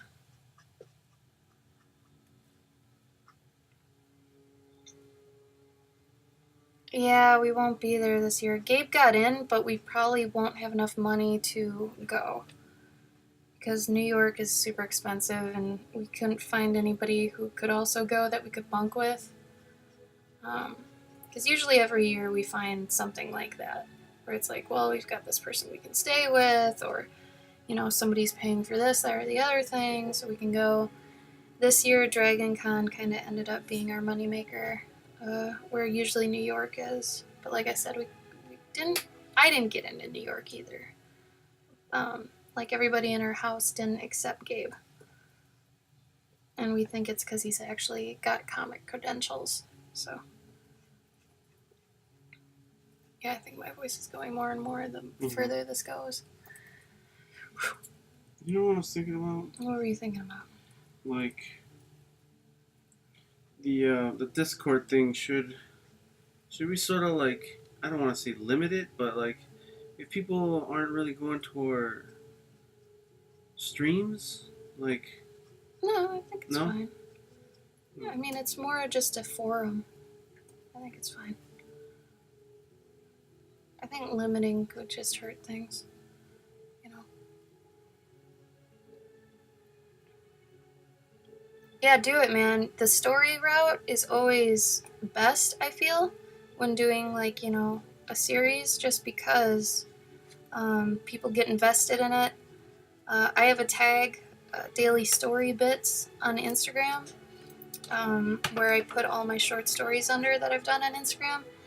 And people love them because, you know, they can depend on them every day. You know, it's like a webcomic, but easier to digest. And I mean, at the end of one of my stories, I had to make a bunch of people cry. Like, then again, it was a dick move what I did, but regardless, people, the more ways you can get people emotionally involved, you know, the better. Because, you know, then they'll stick around, they'll be happy you gave them something to emote with, you know. It's hard nowadays. Get people engaged with your art. Sometimes you gotta be a storyteller. I mean, Gabe and I are always storytellers, but, you know.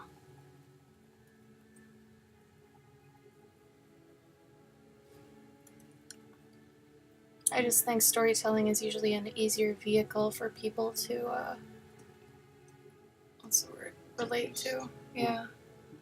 Huh? Yeah, digest. Yeah. Like, everybody can usually, you know, get a story.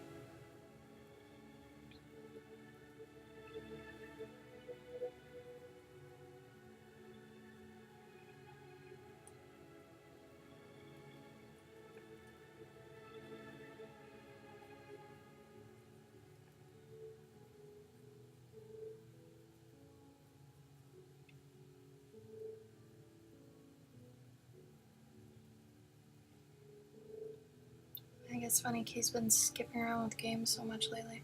Mm-hmm. Game ADD.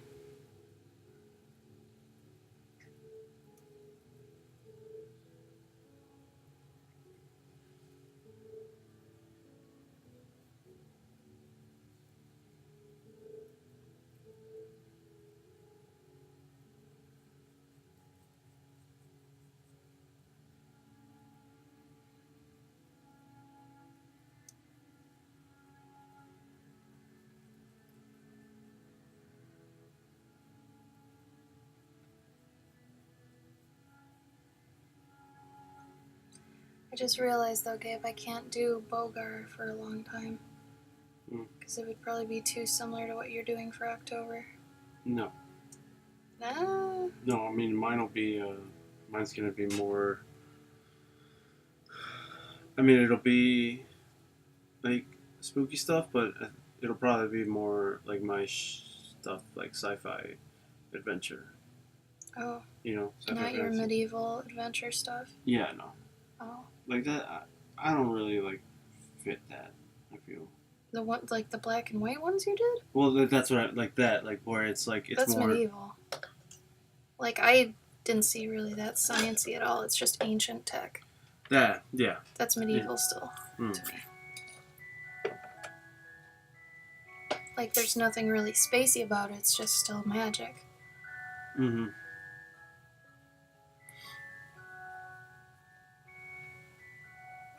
God, this looks like crap on my camera.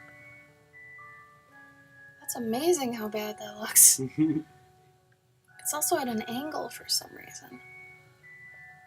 That's really weird.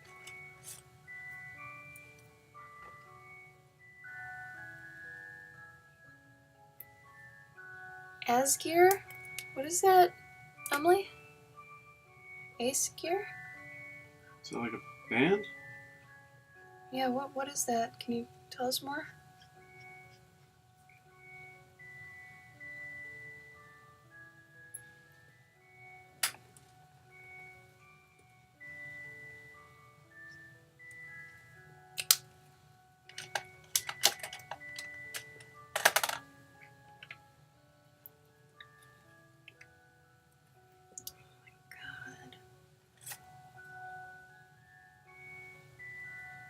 Oh, that's awesome. It's crazy. I'd eat that up.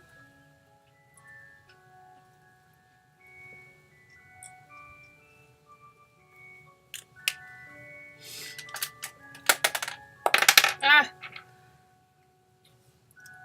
I will screenshot this for later. Thank you, Emily. I appreciate that.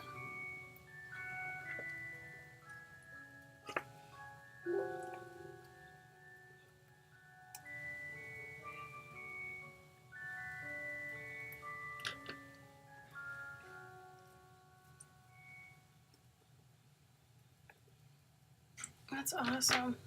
You're into some cool stuff, Emily. Mm-hmm. I like that we're friends.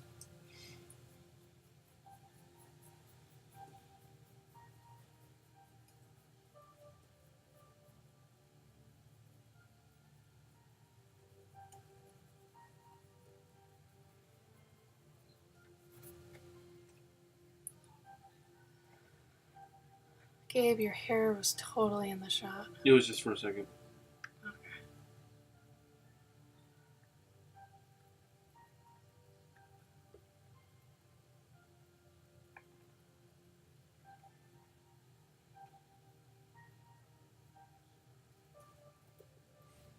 Oh, bye, Cyber Ghost. Bye.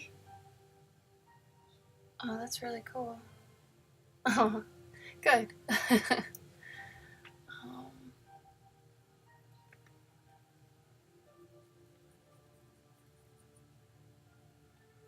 Oh god, I feel like crap.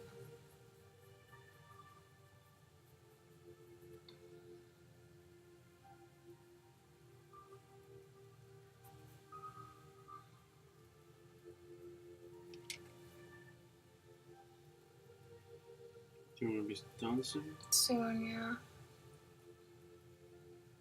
For a little bit, but soon.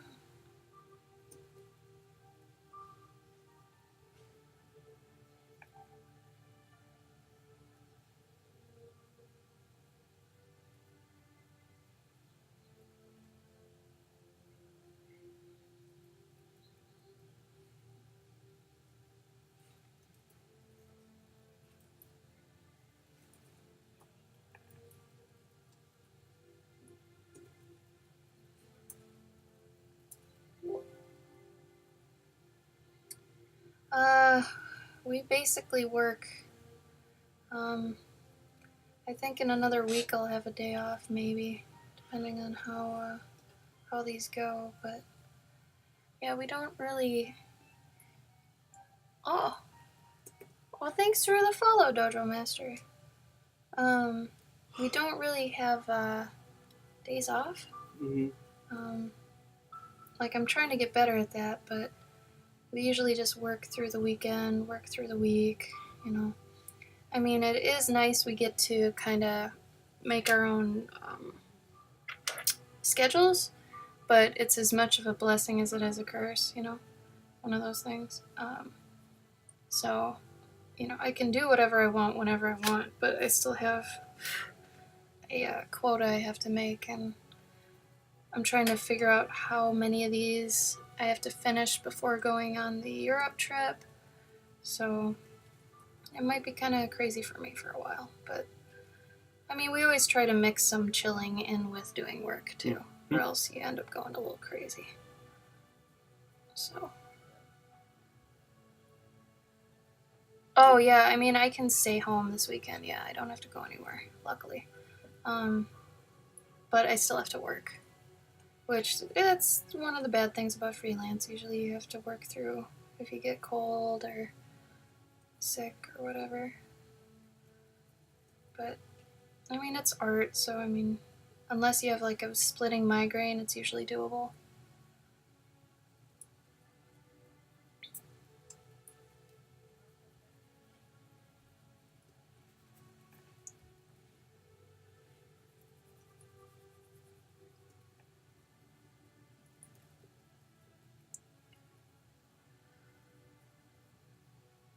Why is your weekend so busy, Emily? I remember you saying today's your chill night because the rest of the weekend's busy town. You doing another like get together or something, or?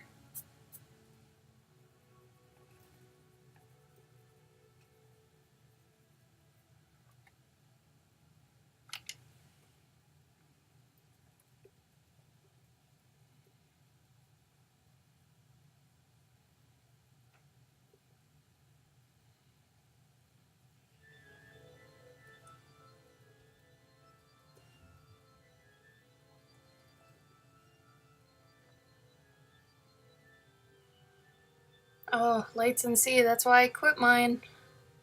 That is exactly why I quit my 9 to 5. It ended up taking too much away, and it was like too much business, not enough art. So I quit it. And I couldn't be happier, though. I mean, I may work more than I ever have, but at the same time, I have more freedom than I've ever had. So, like I said, it's a double-edged sword. I've traveled more than I ever have in my entire life, and I've basically been working forever. So I'm a lot happier now. But I mean, it really depends on what situation you are in with like your art or, you know, where you're at in your life. I know some people can't do it because they've got families or mortgage, stuff like that. So I get it. But just remember to put yourself first and what's best for you, you know. But if you're single, Or in a relationship that's similar to what you need to be in. Yeah, then go for it. Yeah. Don't waste your life, man. You only have one. Don't become 50 and then be like, okay, now I can have fun. But yeah, that's what I don't get. Like all those people, it's like, oh, I can't wait till I retire. Mm-hmm. It's like, okay, but you have youth now. You know, when you're able to retire, you're going to be too tired to do anything. You know? Or like, you know, paying off the mortgage. It's just, I don't know. Mortgage and a boyfriend. Mm-hmm. Yeah, see, I got a blessing. I got out of my mortgage, luckily. I don't have a house anymore, but I'm happier without it, and I don't think I'm ever going to buy a house again. Like, that was way too much everything. Get it? Retired? Yeah. Tired again. Retired. Yeah, man. I don't know. I think even more now that I've been through it that houses are a total scam.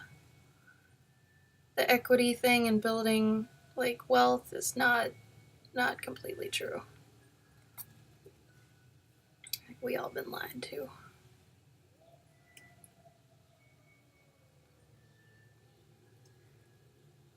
I mean, if you're the type though to really like working on a house and the yard, that's fine. But for me, I feel like I've got better things to do. And I know that sounds selfish until you like think about it for a while. That, you know, certain people just have different priorities, you know. And I'd rather not be mowing a lawn. I'd rather be working on a story or doing something, you know.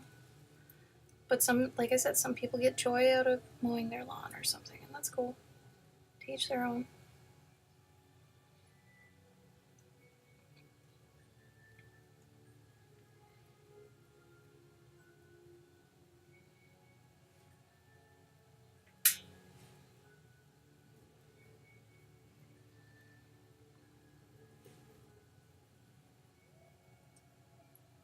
That's this one.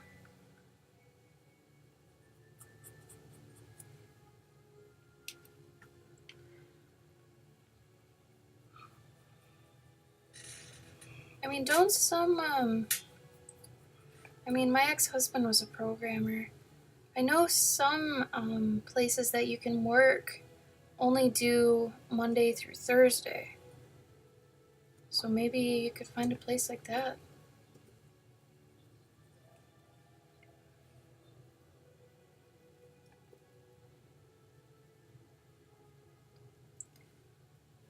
Emily, I totally feel what you're saying, and yeah, that is part of it. I remember having that feeling like I never have to leave this place. But at the same time, it's not worth it to have like the water heater blow up in the night, or your heat stops working, or our basement flooded with sewage. Like, I am not in any case wanting to deal with that ever. Even if I had a comfy job, I don't want to deal with that. So, like, just the idea too that something in your house could be corroded or like eaten away by rust or something and you just don't know it, and it starts a little spark fire. Like, that happened in the house I had. There was an electrical fire, and it was in a place we had no idea. The building inspector didn't tell us about it, like nothing. And it just happened, and luckily it was contained and it just killed itself out. But otherwise, there's so many unknowns in a house that it feels almost impossible to get a hold of or control, you know? I don't know. So the house that I was at before I came here. Mm-hmm. We were renting a house, and it was like the air conditioning went out once. Mm-hmm. Radiator went out once, and washing machine. Yeah. In each one of those times, we called the landlord. We're like, "Yo, come fix this." Yeah. And Landlords then, are 24 hours later, it's fixed. Yeah. And that is phenomenal. Like, it's so good. You got a good landlord then. Yeah, usually we did have a. You don't have that. Yeah, usually you don't. But like when you're I feel like when you're in an apartment building. Yeah. Then that's a lot easier to manage. Yeah, that too. I mean, the other thing was that, God, where is I going with this? Oh, what's it called? Property management. Like, if you're in a certain area, you have to keep your house to a certain aesthetic degree, or else the city comes after you. And I don't mean like you've got, trailers parked everywhere and there's crap all over your yard. I'm saying my yard was pristine, except for there was a car that didn't have like a couple bricks under the tires, and there was a pile of brush. And the pile of brush wasn't even that big. And the city was like, hey, we're going to charge you $3,000 unless you fix this in like a month. And it's like, Jesus, are you kidding me? Homeowner association. Yeah. That's what I'm saying. And we lived in a pretty good area because he made good money. So, but it was still a foreclosure. I don't know why he agreed to do that. He was a moron. So it had so many issues and a lot of upfront costs. Like we had to buy a new refrigerator, washer, dryer. Granted, I bought them at the time. But it's just a nightmare, especially if it's an older house and you really can't, you can't know all the angles of it. And like, I wasn't one of those people that wanted to keep diving into the things I don't know to learn about them to just fix one thing every couple years, Like, that wasn't me. Because there's so much you have to learn. Like, we had to replace a wall. Like, and you don't want to get someone else to do that because that's super expensive. So you learn how to replace a wall, and of course you don't do it very well because it's the first time you've done a wall, and who knows if you'll ever have to do a wall again. It was crazy. Yeah, the unknowns were the worst part. So I mean, and you never have to move out of an apartment if you want to keep paying if you can keep paying the rent. Like, same as a house. Technically, you're renting a house with the mortgage. Like, if you stop paying the mortgage, you're going to get kicked out. You stop paying rent, you're going to get kicked out. So really, yeah, you have the house, but yeah, you don't have the house, I think the scarier part is, like, Thank you! Like, if you move into a place and then, like, 5 years down the road, it turns into a shithole. Like the neighborhood. Oh, yeah, you have no, like, control over the neighborhood either. Yeah. And then you can't neighbors sell are the house creepy. for the same amount that you bought it, and it's just, I don't know. Yeah, no, there were too many just negatives for me.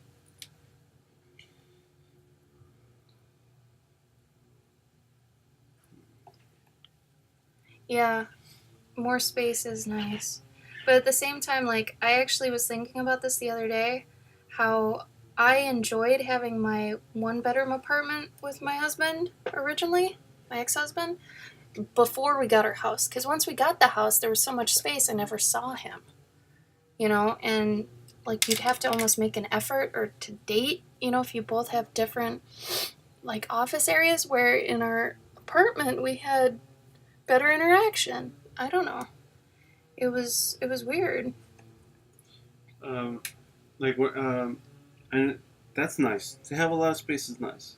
Yeah. But then now that I been collect living, more shit though too. now that we're in this little space, like we think twice before we buy something, because it's like, all right, let's get these books. Yeah, but where are we gonna put them? Like, how many times have I wanted to buy more books? I'm like, no, I don't need them because I have nowhere to put this shit. Like, it makes you a lot more conscious of, what you get, why. Like, I really like tinier living. I think it makes me less wasteful too, I think. But I'm not trying to hit you on every turn, Emily, I'm sorry. So I guess if you have kids, then that's another story. Yeah, kids, like, it all depends on what you want out of your life and everything. Yeah, I get that, kids. Like, Gabe and I don't want kids. We don't need that. Like, it'd be nice to have a yard for a dog, but since we want a little dog, it really doesn't matter. So there's really no use for us to have a house, Yeah, that's true. If you like to host people, that's all. Oh, yeah, that's totally a house thing. Unless you have, like, a super nice condo or apartment or something. Yeah, we're not the types to throw parties. That's Like, I think when we move out, that's never gonna happen. If we have people over, it's because, like, hey, can you come and pick this shit up? Oh, you want this thing? Yeah, come over. Yeah, Pick it up. There you go. See you later. Basically.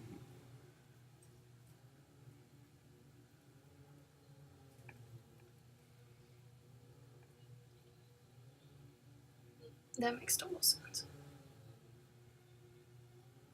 Yeah, Gabe and I are kind of home buddies.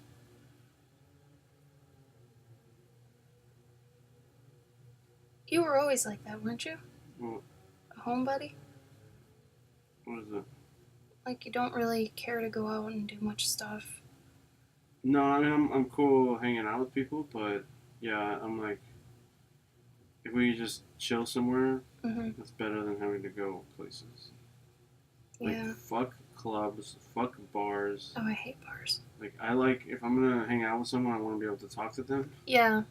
And hear them, not have to. And I don't like a big group either, because I like, if I'm gonna talk to somebody, I want to talk to them. I don't want to have to yell over other people or You know, I like one-on-ones more than I like trying to figure out, okay, I talked to this person for 15 minutes, now who do I need to talk to for the next 15, you know?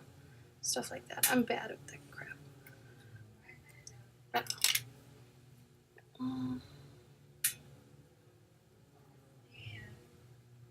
Yeah, like Gabe and I really live like a counterculture lifestyle. And we know it, and it's not for everybody, I get it. Also, I just realized I've been working on this piece in a lot of areas that aren't shown here. Sorry. I thought it was pulled out more here. Sorry, y'all. Something about him still looks cross-eyed. I'm gonna have to fix that. McMansion Hell? No, I haven't seen that. What is it?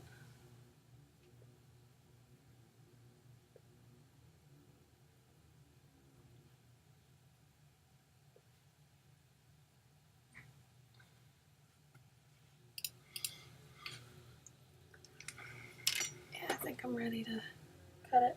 Mm-hmm.